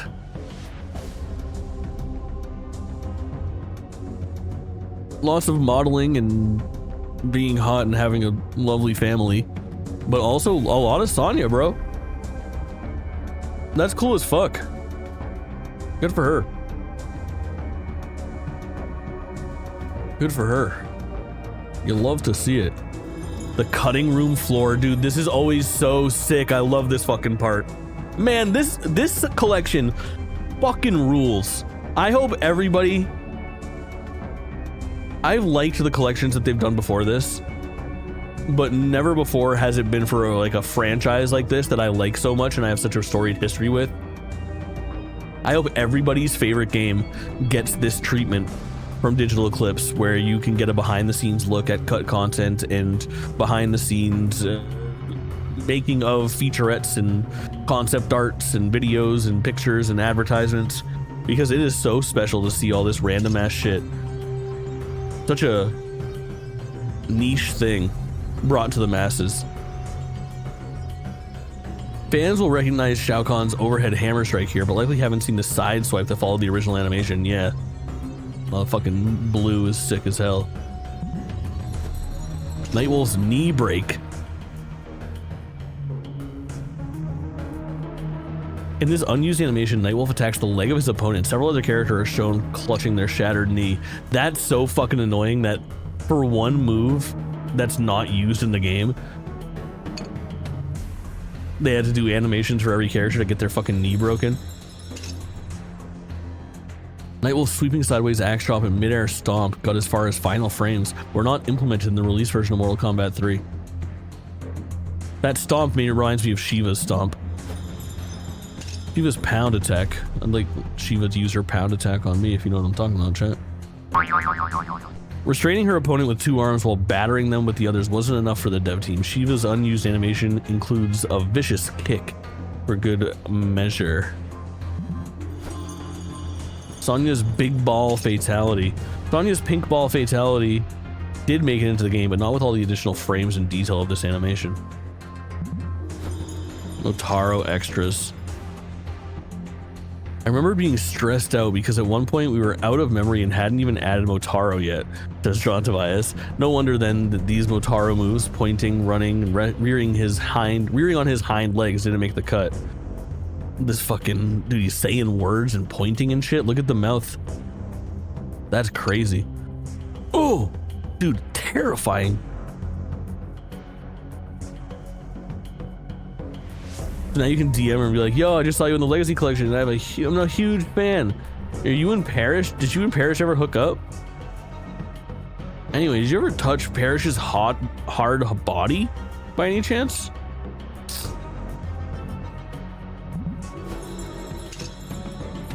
These two Jax animations are unusual. One appears to be an airborne slam, while the name Slicer on the other implies shows Jax's fatality animation before his cybernetic arms become blades. That's so funny. Would same. These are goofy as fuck. These frames of animation show Shang Tsung's Soul Steal was at least considered to be a longer move. Motaro kills Cage. While Johnny Cage's death is canonically credited to Shao Kahn's extermination squads, of which Motaro was a leader, this unused image suggests Motaro did the deed himself. That's right, no Johnny Cage, no Scorpion. Or maybe the two big people that didn't make it. Unused portraits. Wait, was there one here? Yeah. Motaro, Kung Lao, and Raiden all appear in unused art, which was likely generated for the attract mode. Fuck, this shit's sick. Damn, that shit's sick as fuck. MK comes home. The rapidly growing game industry left CES behind and gathered for the Electronic Entertainment Expo in May 1995 in LA. First E3. The show became the debut of Williams Entertainment, now the publisher for Midway's home conversions. The E3 booth included a Mortal Kombat 3 show featuring actors from the game. Oh yeah, of course. We got our fucking squad back, dude. The big three. It looks like, is he playing Liu Kang now and not Kung Lao? Maybe. Home version launch dates, press release.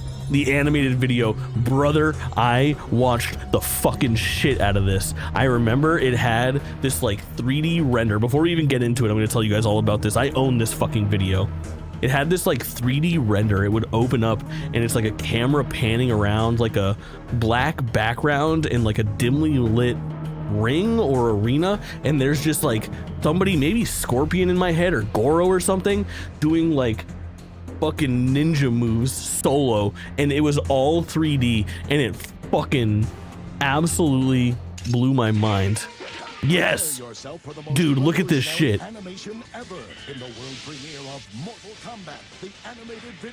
Why does this only come out of one?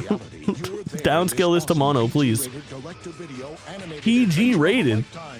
Get next to the coolest and hottest characters anywhere. Buy the video and you'll also get the making of Mortal Kombat, the live-action movie, plus secret combat codes and a free watch offer. Mortal Kombat, the animated video. Watch. $14.98, rated PG.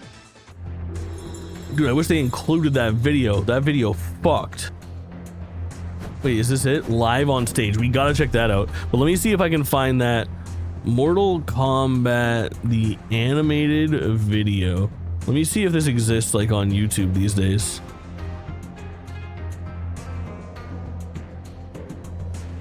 I'm just doing a quick little search. Just doing a quick little cheeky little fucking search here to see if we can. Mortal Kombat, the animated video.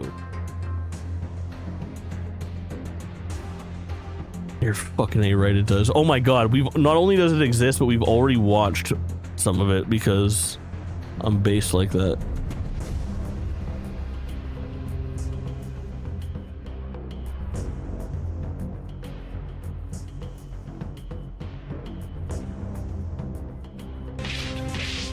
But though the number of warriors is very small, the stakes are enormous. The fate of the realm of the earth hangs in the balance. For 5 centuries, Outworld has won every tournament. This shit's fucking mind-blowing. They must not win the Lieutenant And then it's like an Blade, actual Special Forces. cartoon. We got a tip a wanted man was going to be on the ship. Know anything about it? Yeah, I'm a wanted man. Everyone wants me.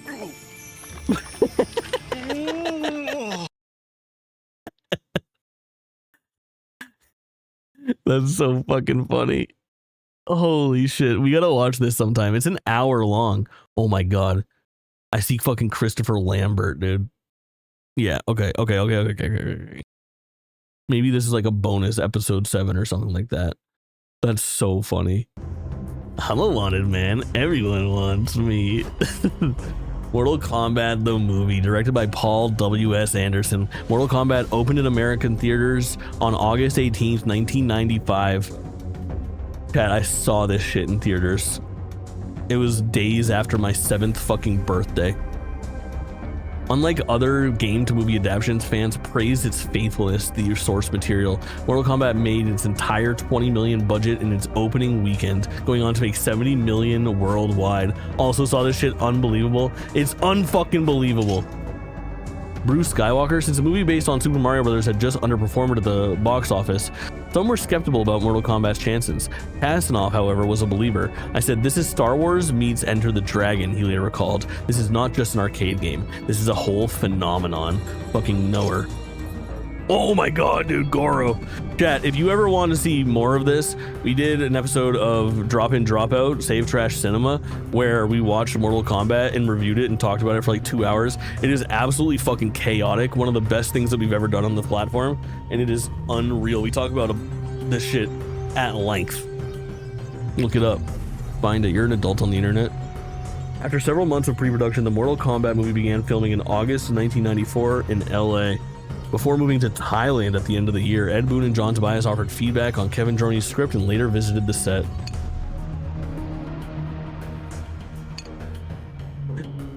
Unfucking believable. Whoa, dude. He must be standing on something. Look how fucking yoked out Liu Kang is. Mario Brothers movie is gold. Yeah, Mario, Luigi Mario, fucking John Leguizamo. That Liu Kang dude is shredded the entire fucking time though. John Vogel does the movie. Look at that fucking dude. Look at that movie theater screen. Sign. Following the success of the first one, a sequel, Mortal Kombat Annihilation. That movie's a fucking abortion, and I love it too. I'm excited for that Mortal Kombat 2 movie. That one from like 3 or 4 years ago was like fine. All right. Here we fucking go. I am so excited for this because this I have no recollection of. Back in February, producer David Fishoff had announced a Mortal Kombat live tour, a traveling stage show featuring Mortal Kombat characters performing martial arts choreography live in theaters. The audience would be invited to participate at key moments, helping decide the outcome of some storylines when the show premiered in September. Lock the fuck in. I thought it was fabulous. The show was just Radio City Music Hall. Mortal Kombat. Whoa, dude, way much better than Power Rangers Live. Today, see illusions, gymnastics, lasers, stunts, and more. Lasers? The New York Times calls it an action fantasy spectacle. Prepare yourselves for Mortal Kombat. Learn exclusive MK3 codes, dude. Coming to an arena near you. Holy fuck.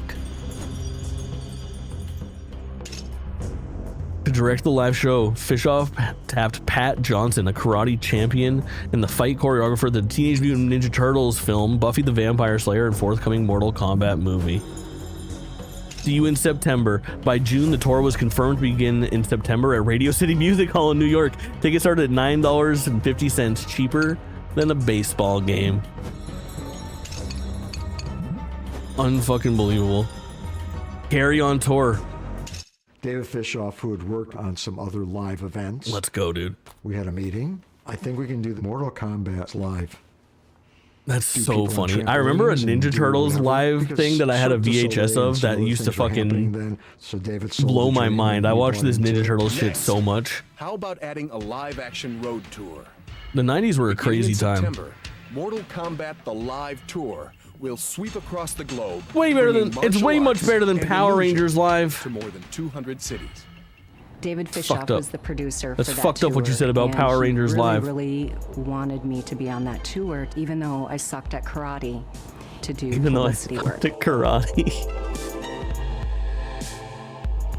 Pat Johnson, the director, said I sucked. Just like, she has no training. She is absolutely horrible. I can't use her. Fishoff was like, she'll learn. And we trained for 3 months in the Catskill Mountains, and it was 12 hours a day.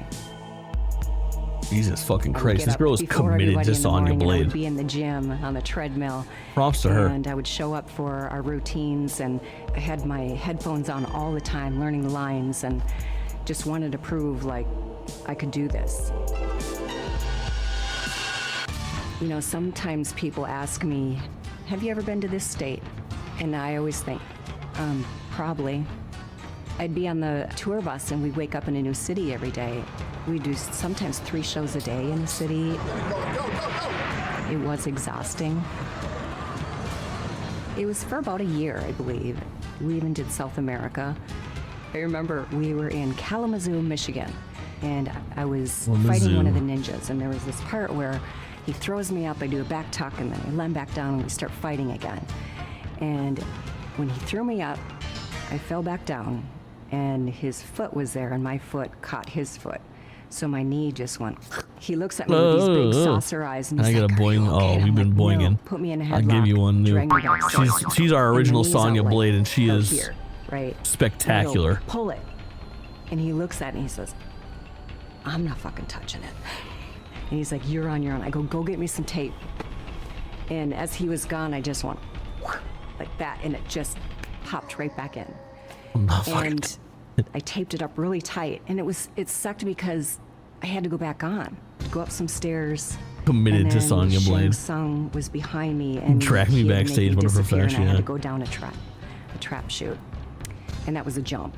So I had to like land on one leg, and then out the back with a cab waiting for me to take me to the hospital.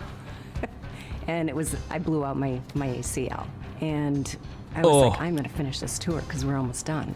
I came back on stage within a week. I got a brace. I had Yeah, you can operate with an ACL thing, but surgery is required. And I did it. The way that they were crafting with all the various talent, Carrie and everybody else, to see it Rating live, company. it was remarkable. Completely distinct rated. And by the end of the tour, Pat Johnson came up to me and he said, I just want you to know that I think you have balls of steel. And it grabbed to my heart because that meant so much to me for him to actually see how hard I was working. I got a little, verklempt. It was so important for me to impress him because he impressed me. And I did it. This shit's so fucking rad. Absolute giga baddie alert, by the way.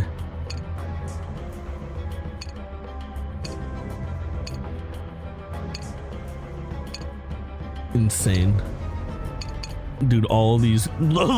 Hold on a second.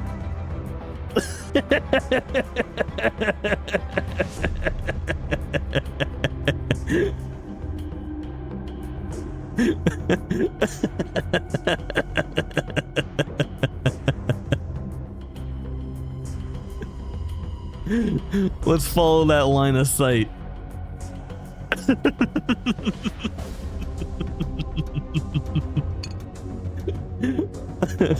Holy fuck. That's so funny.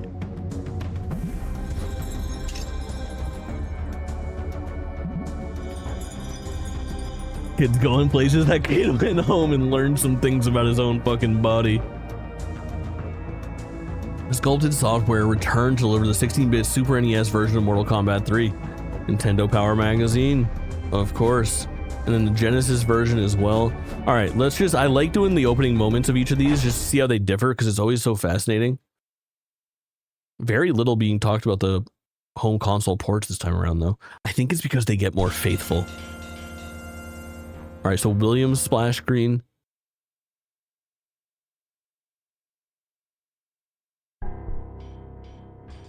Same as the arcade.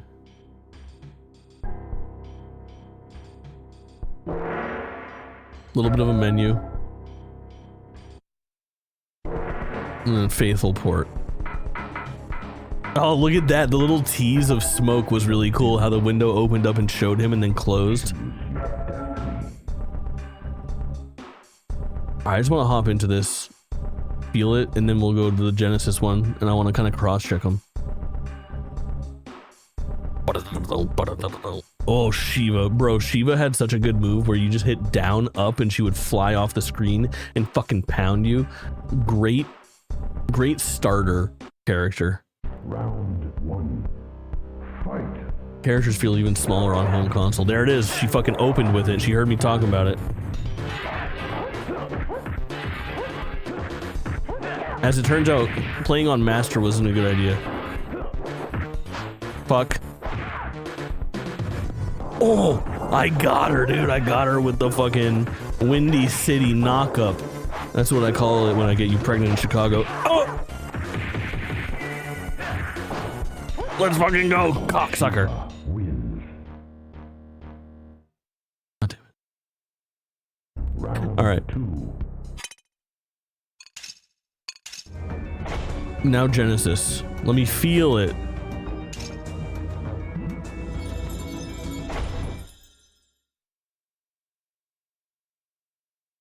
Mortal Kombat 3. Williams Entertainment.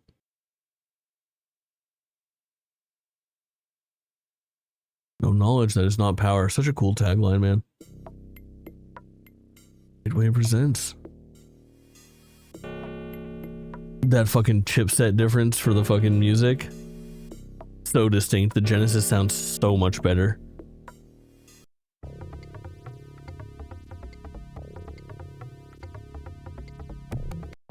But that has better like graphical fidelity. Like this has depth, dude. Oh, well, what do we have here? Look at the fucking thing. We have smoke available off jump, and we have teases, but unselectable. Motaro and Shao Kahn is really interesting.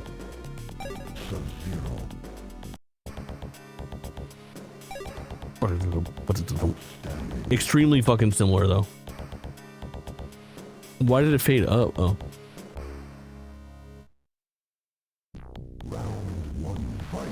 Dude, the Genesis still feeling better. This is a I feel like this is rough, dude.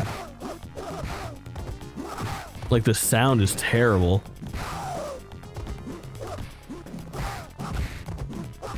Ooh. Oh, fucking cocksucker. All right. I had him on the ropes, bro.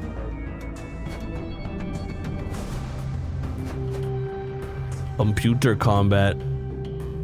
Yo. This is what I was talking about. Flyers were a standard marketing tool for coin-operated video games, and pinball machines were rarely seen for home games. That made the Flyer GT Interactive created for the PC version of Mortal Kombat 3 unusual. The free ROM update. Now we're getting into one of the best 2D fighting games of all time. I've read people respond to, like, Ultimate came out because MK3 wasn't performing the way we had hoped, but that had nothing to do with it.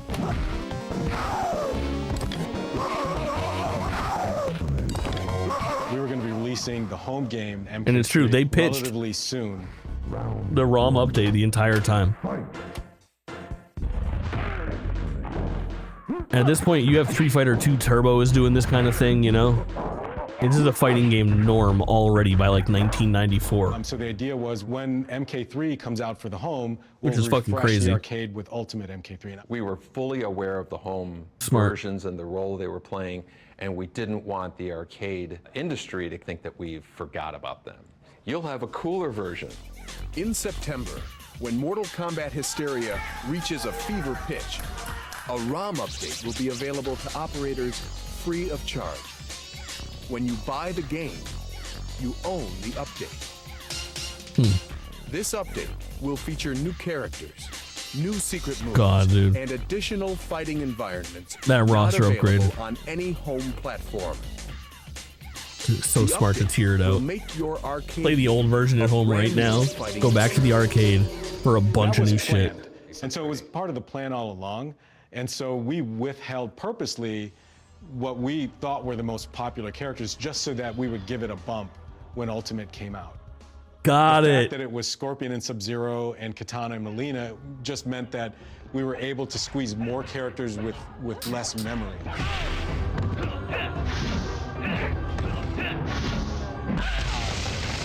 That makes so much sense. If you're gonna have to update it, put in the palette swap characters: Katana, Mileena, Sub-Zero, Scorpion. With MK2, I remember that we had such success with bringing new characters, Kung Lao, Jax, Katana, Mileena. They were so iconic that we were like, adding new characters is cool. And the next game we had 15. So we couldn't bring all 12 from MK2. And we wanted to bring back Sonya and Kano and stuff like that. Yep. Missing from MK2 from MK1. Makes sense.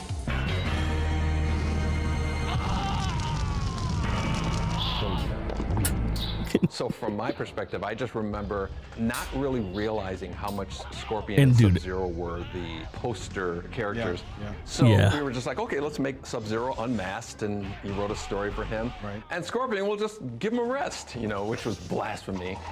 Yeah, for sure.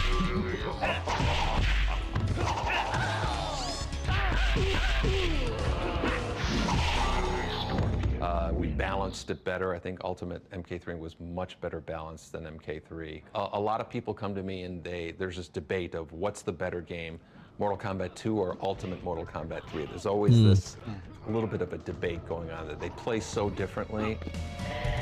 I think it's Ultimate Mortal Kombat 3 is just like the better, stands the test of time better, but you gotta give props to Mortal Kombat 2. What's cool is like, you know, they're two very different games as opposed to the same game with prettier graphics. That's for sure. Dude, Striker pulling out the fucking Glock, son.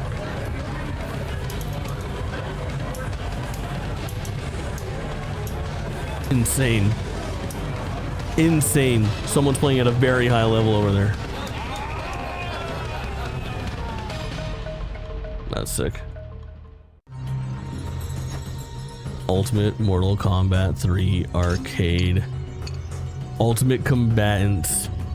Portraits for the Mortal Kombat 3 characters in addition. So it's Ermac, Jade, Kitana, Melina, Reptile, Scorpion, Sub-Zero. Holy fuck. That's such a rogues gallery of dank ass people. That is technically only 2 character models and 7 fucking palette swaps. That's so crazy. But very dope. Bone Pinata, that's right. The skulls in the background. This shit is iconic. This mode right here is fucking iconic, bro. Holy fuck. The selection screen.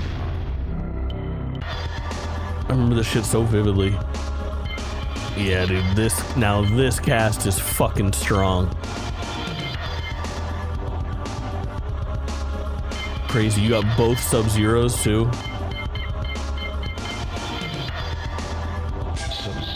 Unreal. No Shaq Fu somehow. Still not as good as Shaq Fu. All these years later. Round 1, fight. There. Alright, dude. Sub-Zero's palette in this is kind of like, they tried to make it distinctly different than other Sub-Zeros. Blue, and it's kind of like this teal color that I don't feel like is seen again. Ermac. Round 2, fight. Ermac goes on to be like a pretty distinctly different ninja. I love what they've done with the ninjas over the years. There are some iterations of specifically Ermac and Rain that I think are so fucking dope, dude. Like Ermac's Mortal Kombat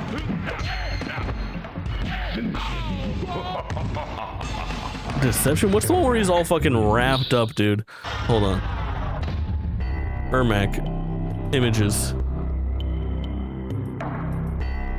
This is the first time I feel like that we saw him that he looked really fucking different. I think it's Deception. Like, oh shit, alright, this is a different motherfucker. And then he has some crazy ass renditions in like, I think this is like his Mortal Kombat 10 maybe? Ish. Looking vibe. Really fucking strong. And then Rain in particular has probably one of my favorite transitions. Fun fact, if you Google Rain, chat, it doesn't automatically bring up Rain from Mortal Kombat. It brings up pictures of the weather. Rain. Weird. I can't believe this. So they start taking steps with him. I think this is what I want to say. This is like MK9 maybe or something like that. You know, he sort of starts looking a little bit more like Loki and magical, but this right here is my favorite evolution of a fucking Mortal Kombat ninja. Look how dope that shit is, dude. What the fuck? They cooked so hard. He's got like this, you can like tell he's like of Middle Eastern descent finally. He has this like mystical wizardry vibe that is so fucking cool, man. From what was initially just a, you know, Sub-Zero fucking palette swap. Unbelievable. Unbelievable. Really fucking cool shit. More combat codes, of course. Rumors become real. Rumored since the release of the original Mortal Kombat, Ermac finally became a playable character via the Ultimate Combat Code 12344444321. Both players must work together to enter the sequence. The man behind the mask. Using the Ultimate Combat Code whatever to unlock the original Sub-Zero as a playable character. He has the same moves as Sub-Zero from Mortal Kombat 2. Mysterious Melina. Fan favorite Melina retains her moves from Mortal Kombat 2 once she's unlocked in Mortal Kombat 3. Enter the Ultimate Combat Code whatever and she'll join the roster permanently. Jesus fuck. Ed Boon teased a character called Rain, an allusion to the song Purple Rain by Prince, in the attract mode of Ultimate Mortal Kombat 3, but it was a wild goose chase. Rain would only join the roster in the home versions. Rogies are mad and they review bombed the game. Are you talking about Sonic Rumble, I'm assuming? I got a fucking gripe or two with Sonic Rumble, unfortunately. I like it. I enjoyed my time with it today. That game is aggressively monetized. The amount, if I had taken a fucking tally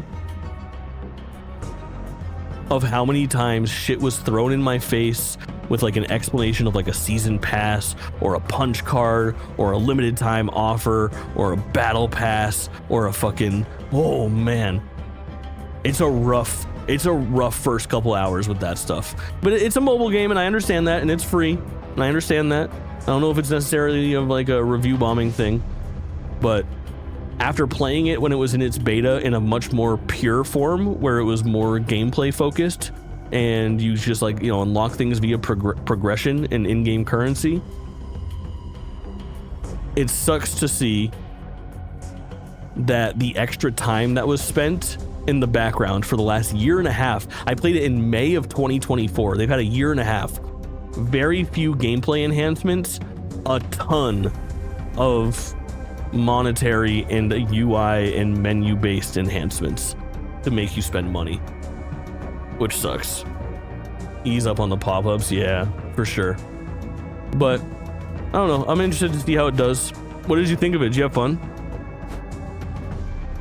Upgrading is easy. The promotional flyer for Ultimate Mortal Kombat 3 tells arcade operators that the conversion kit is designed to make you and your customers happy. With a few replacement chips and cabinet artwork, arcade operators could easily upgrade their existing Mortal Kombat 3 machines to Ultimate. Got a party together? That's nice. See, I didn't play any multiplayer. I do kind of want to do it with chat. Ultimate Mortal Kombat 3 for the Super Nintendo. John Blackburn leading the programming team. So I wonder if this is gonna feel any different. Oh, it's not playable here. Oh, this is okay. This is like a really huge fucking, you can get our socials in game. Interesting. That's really cool.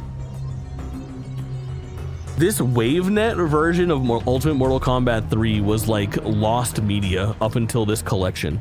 The only way to play Midway's WaveNet version of Mortal Kombat 3 is here right now. I'll check it out briefly.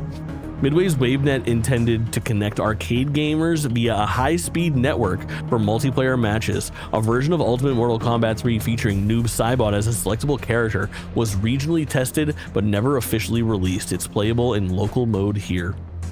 The WaveNet version of the game enabled gamers to play as Noob Saibot through a secret button combination. After selecting Kano, hold back on the joystick while pressing low punch, low kick, high kick, and block before the match starts.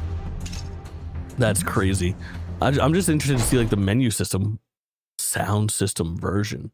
Holy shit. Downloading WaveNet data. Look at that's the fucking pillars. Or whatever in the background too. This shit's fucking rad.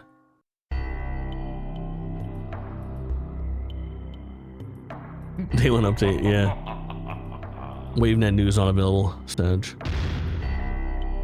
Oh, I shouldn't have pressed this. I just chose an online match that doesn't exist. Due to network difficulties, WaveNet Play is not available. Please notify attendant. Could not receive server. Okay. Alright, so this feels just like the arcade version. Oh my god, the timer is negative amounts of time. Round 1, fight. Yeah, feels the same. Oh, nearly no difference. Outside of the Noob Saibot thing. Maybe it feels a little bit cleaner. I'm not sure.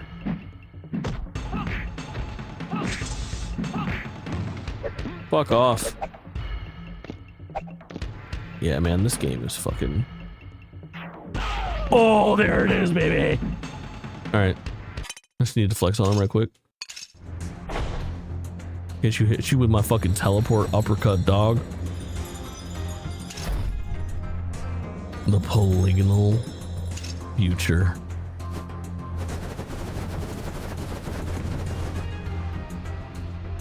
Crazy shit, man. Crazy shit, man. After 3 games, the Mortal Kombat process had been improved and refined with impressive efficiency. Now, as gaming taste shifted into the 3rd dimension, the team faced a massive challenge. Based? Okay. Here's what I want to do. We want to go to here, play games, arcade, Ultimate Mortal Kombat 3. Yes. Fatality training. We will be here on Khan's Cave. Alright. Can I mirror match? Yep. Alright. Fatality 1. Shit, fuck. You're gonna be fucking kidding me. Why isn't that working? Do I have to hold it? Alright, you guys have to look at my inputs. What am I doing wrong?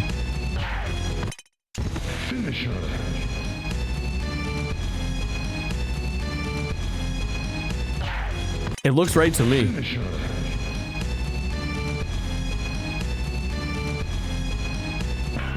That one works. Oh! Fatality. That's nice. I hate that. Oh, I did it. First try this time. The classic. Fatality. That's a Mortal Kombat 2 fatality. Animality between close and sweep.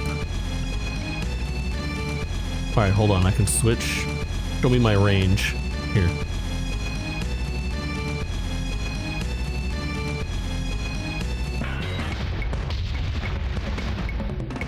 Bunny? Oh my fucking god.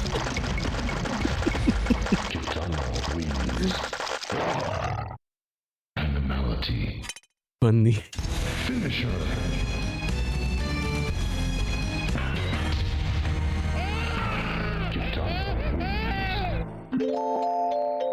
Babality. Babality. Finisher. Fuck. Finisher.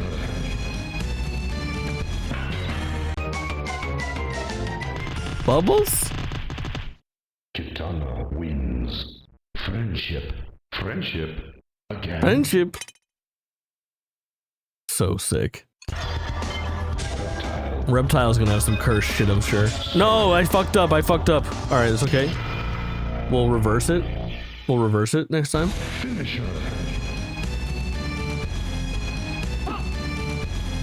All right, back, forward, down, R1, L1. The actual like chameleon head shit fucks me up every time. That's a nasty little fatality.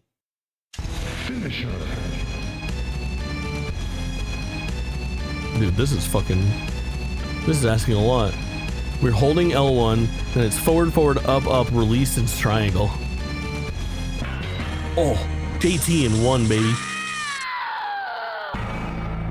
That was slick. Fatality. We're in there.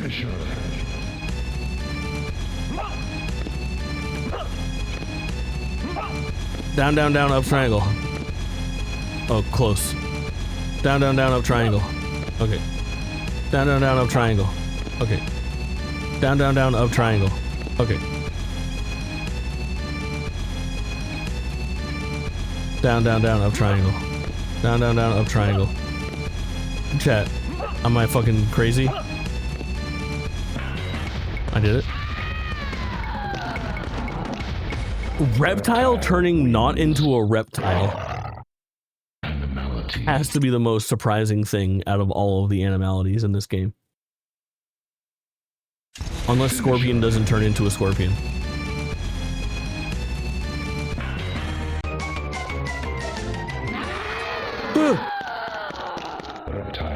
It's like a snake in a box. Friendship. Friendship. Again? So weird. That's all of them.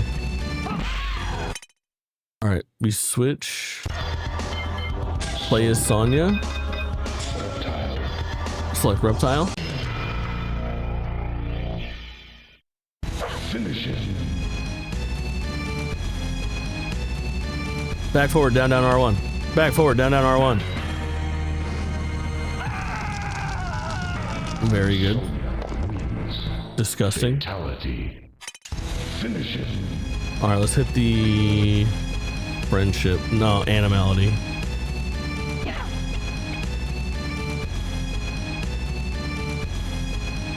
Alright, this is gonna be tough.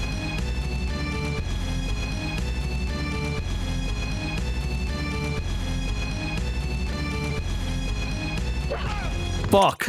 Finish it. Okay.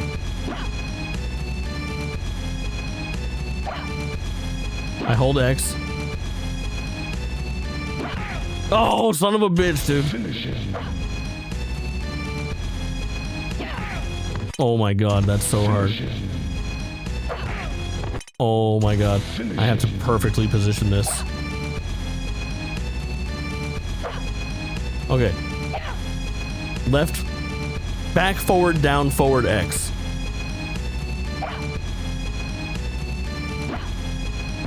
Oh my god, we got there. I remember that code from when she whispered it to me in the promotional video. Sonya wins. As you can imagine. Animality. As you can fucking imagine, brother. What I does. Finish it. Easy. Baby Reptile, easy. Fatality. Finish it. Very good. Select new combatant. Alright, who should we do? I'm not going to do all of them, but I want to check out a couple more. I actually feel like Jax's are going to be interesting. Let's do Jax. And then the Sub-Zero has been our guy the entire time. We have to do Sub-Zero. Sub-Zero. Oh, we should do both Sub-Zeros, actually. See how they differ. I wonder if they're just the same.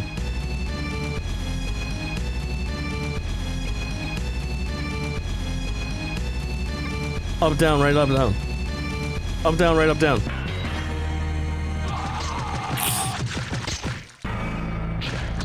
The blade transformation is absolutely fucking insane. Diabolical, one might say. Oh, damn it, this is the same as fucking... Fuck. Finish it.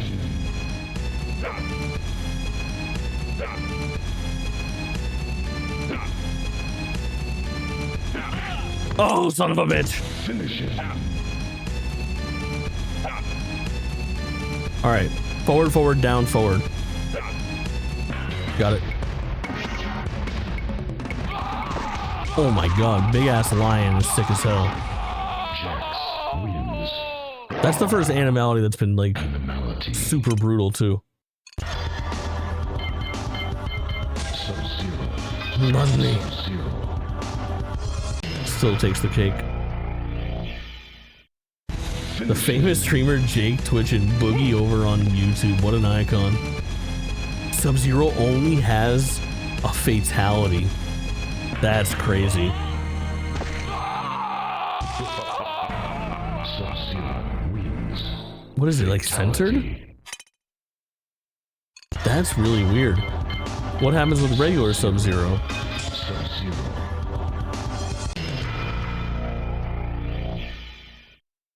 Finish it. Ooh, the breath. A classic. Fatality. Why was that censored? I have no idea. That's so weird.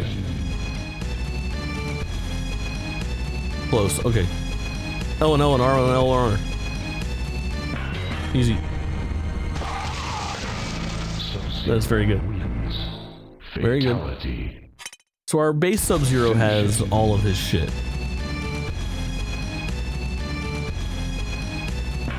There we go. Oh, the fucking polar bear, dude. Sub-Zero wins. Very good. Finish it. It's so weird that that is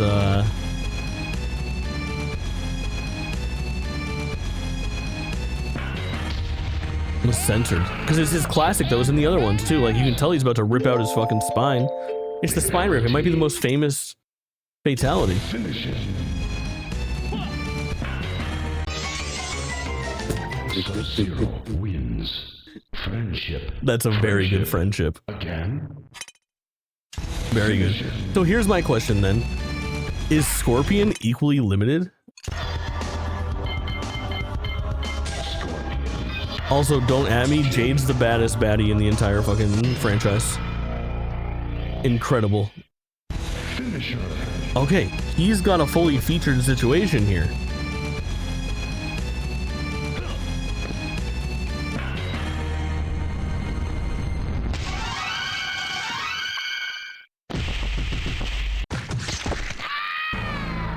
Also, like, kind of oddly censored, right? Finisher. But also very dope. That's the most involved fucking...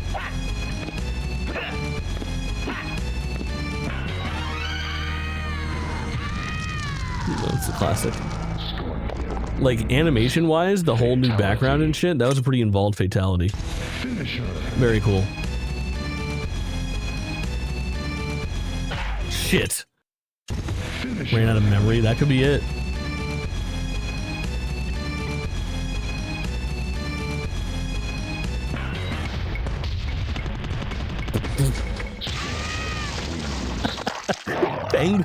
Penguin egg bomb for Scorpion's animality is inspired. You would guess Scorpion. It's right there. But no.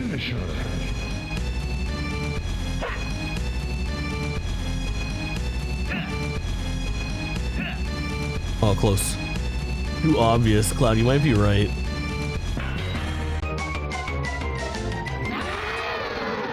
Same as reptiles, only it's his own flaming fucking head. Friendship again. Welcome in, homie. Good to see you. Who else should we hit? I feel like let's hit the Freakos. You know? What's happening with fucking Cabal and Shiva? Real quick, I gotta show you my favorite Shiva move. It's not a fatality, but all you do is hit down up. You just automatically fucking smack him. It's so good. I mean, that's fatality. Pure peak. Finish it. Fuck. Finish it.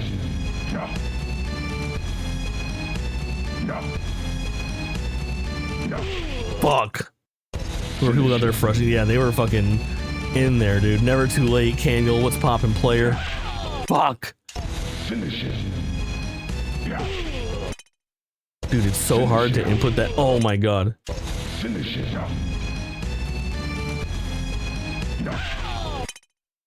Finish it. So chat, let me explain what's happening. I'm doing Fatality 2.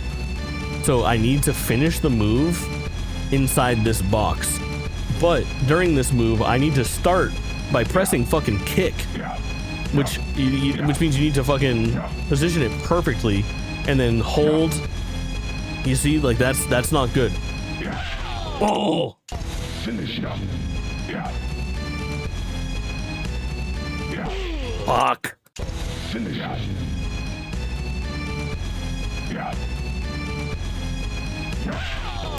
Dude, can you hold block in this one? Yes. Thank God. When you can input while blocking so you don't hit the person? Oh. No. Well. Oh, it doesn't track that. It's a good call. Swanky, welcome in, homie. What's popping? Please, game! Please, game! Fuck! Finish it. Oh! Finish it.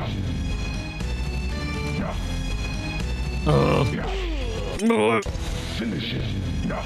I'm gonna get it.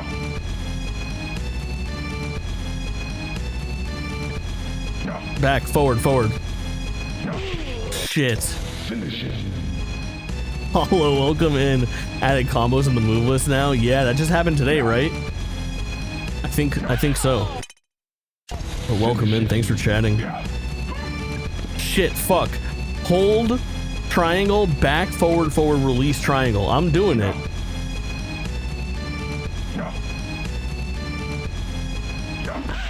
Shit, fuck. If you were having problems finishing, you hate to see it. Usually not an issue. In fact, quite the opposite. Dude, fuck it.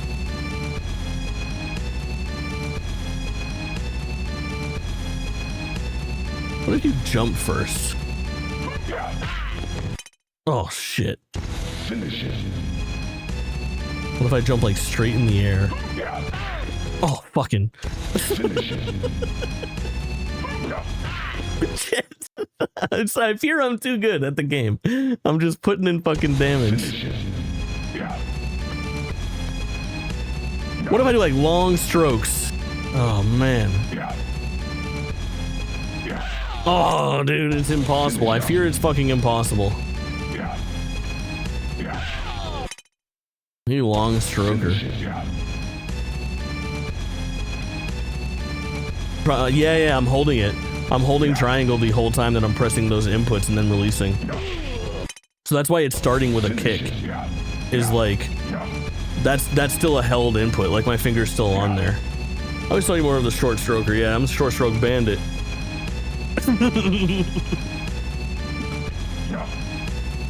Oh.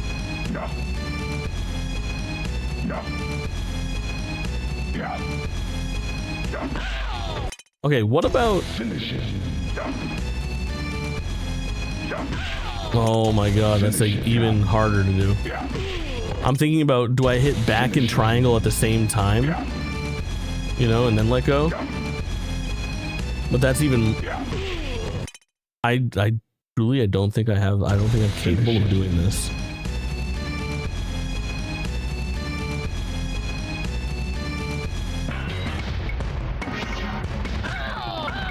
Shiva's the scorpion, which is why Scorpion's a fucking penguin. What a time to be alive. Now see, I can enter that in no fucking problem. Try my favorite trick, giving up one step ahead of you. I'm out on that shit. I'm out on that shit. My fucking favorite. Alright, dude, can we talk about spinning plates, dude? Can we talk about Shiva's outfit? Again? That's perverse. bitch, I'm back out my coma. Bad bitches and we kissing in no grave, kissing in no grave, kissing in no grave. You take a picture of your ass out and your back bent in with your pussy barely peeking through from a low angle with your face in it, winking with your tongue out and your feet in it. Yeah. All right. I want to see Cabal shit. Oh, we should look at Liu Kang. Well, no, we know Liu Kang's. It's the dragon stuff. Jade. I'm picking Jade, and not for sexual reasons, but also slightly for that.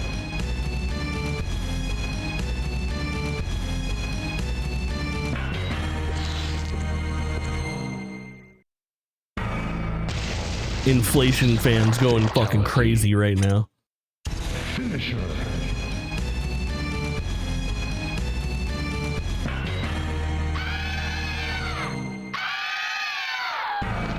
You hate to see it. You hate to see the unmasked Cabal face. Finisher. Oh, not another fucking... Dude, no. Look what I have to do. It's a hold the button thing.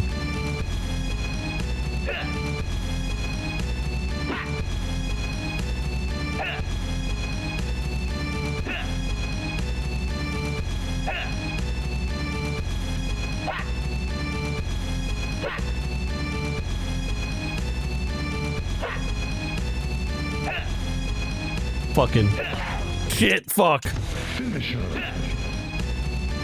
So I was thinking, so if you look at the bottom there, chat, wait for it. Thank you for the bits, homegirl. Perfect use of that emote.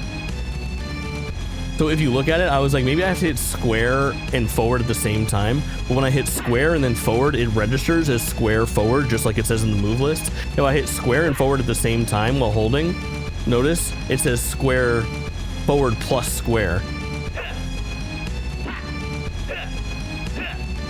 Right? They're like a combo if they're actually done together.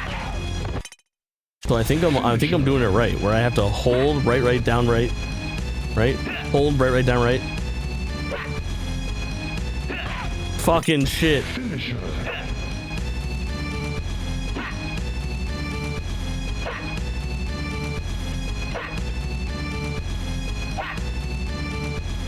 I just don't know. I don't know what I could be doing wrong.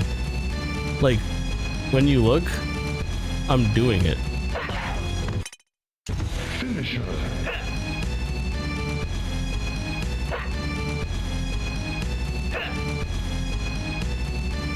Eternal champions, what a fucking pull.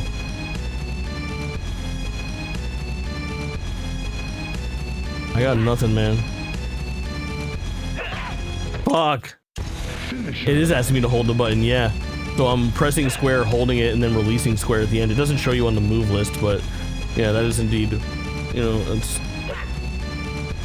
like that. You kind of release after. I got nothing.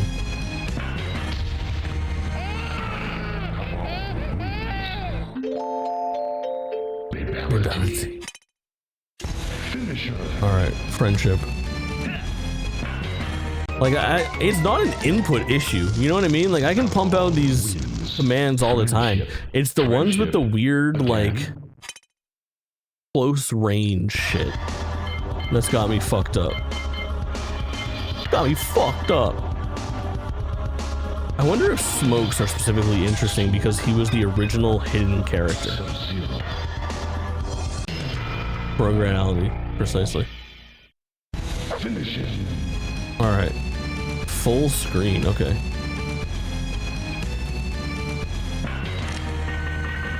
See what I'm saying? Like, that was a hold. Oh my god. Fatality. Correct me if I'm wrong, but is this implying that Smoke lets out so many of these fucking things that he blows up the earth in this fatality?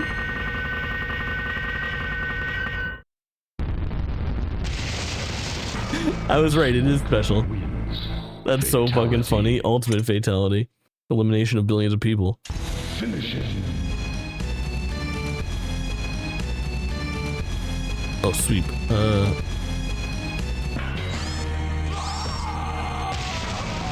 Feed the grenade. Very fucking good. Fatality. Fatality.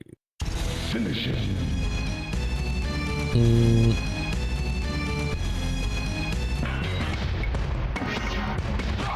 Oh my god. Smoke wins. Animality. Very good. The bull is good. Finish it.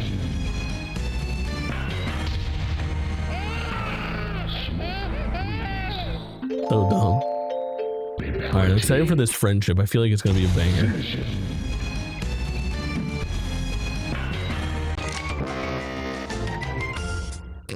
Smoke wins. Friendship. Alright. Friendship. Again. Alright. I don't find any better explanations. Yeah, it's so weird. That's so fucking funny. Alright, we gotta see what Baddie Jade's getting up to.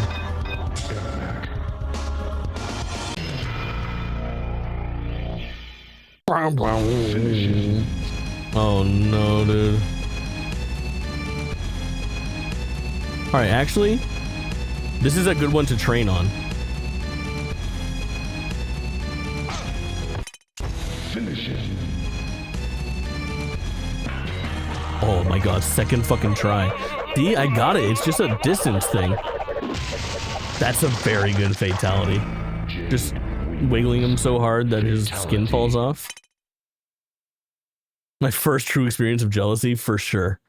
It was unreal vibe of no internet and seeing things that were unexplainable performed by other people that you were incapable of performing. Oh. Clear Tiva, correct, Cloud, very well played. Oh, not the fucking skewer, bro. Finish it.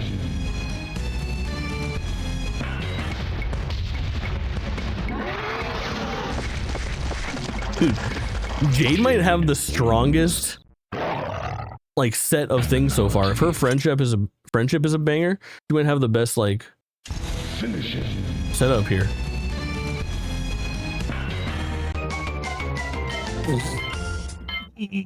Jade wins.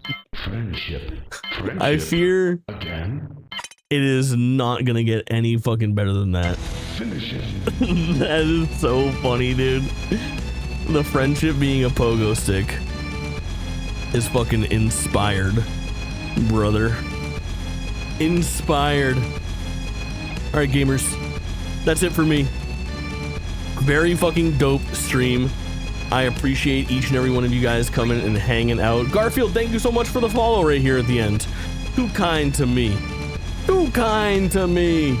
YouTube VOD watchers, you know what to do. Fucking like and subscribe. Thanks for hanging out. Always a pleasure.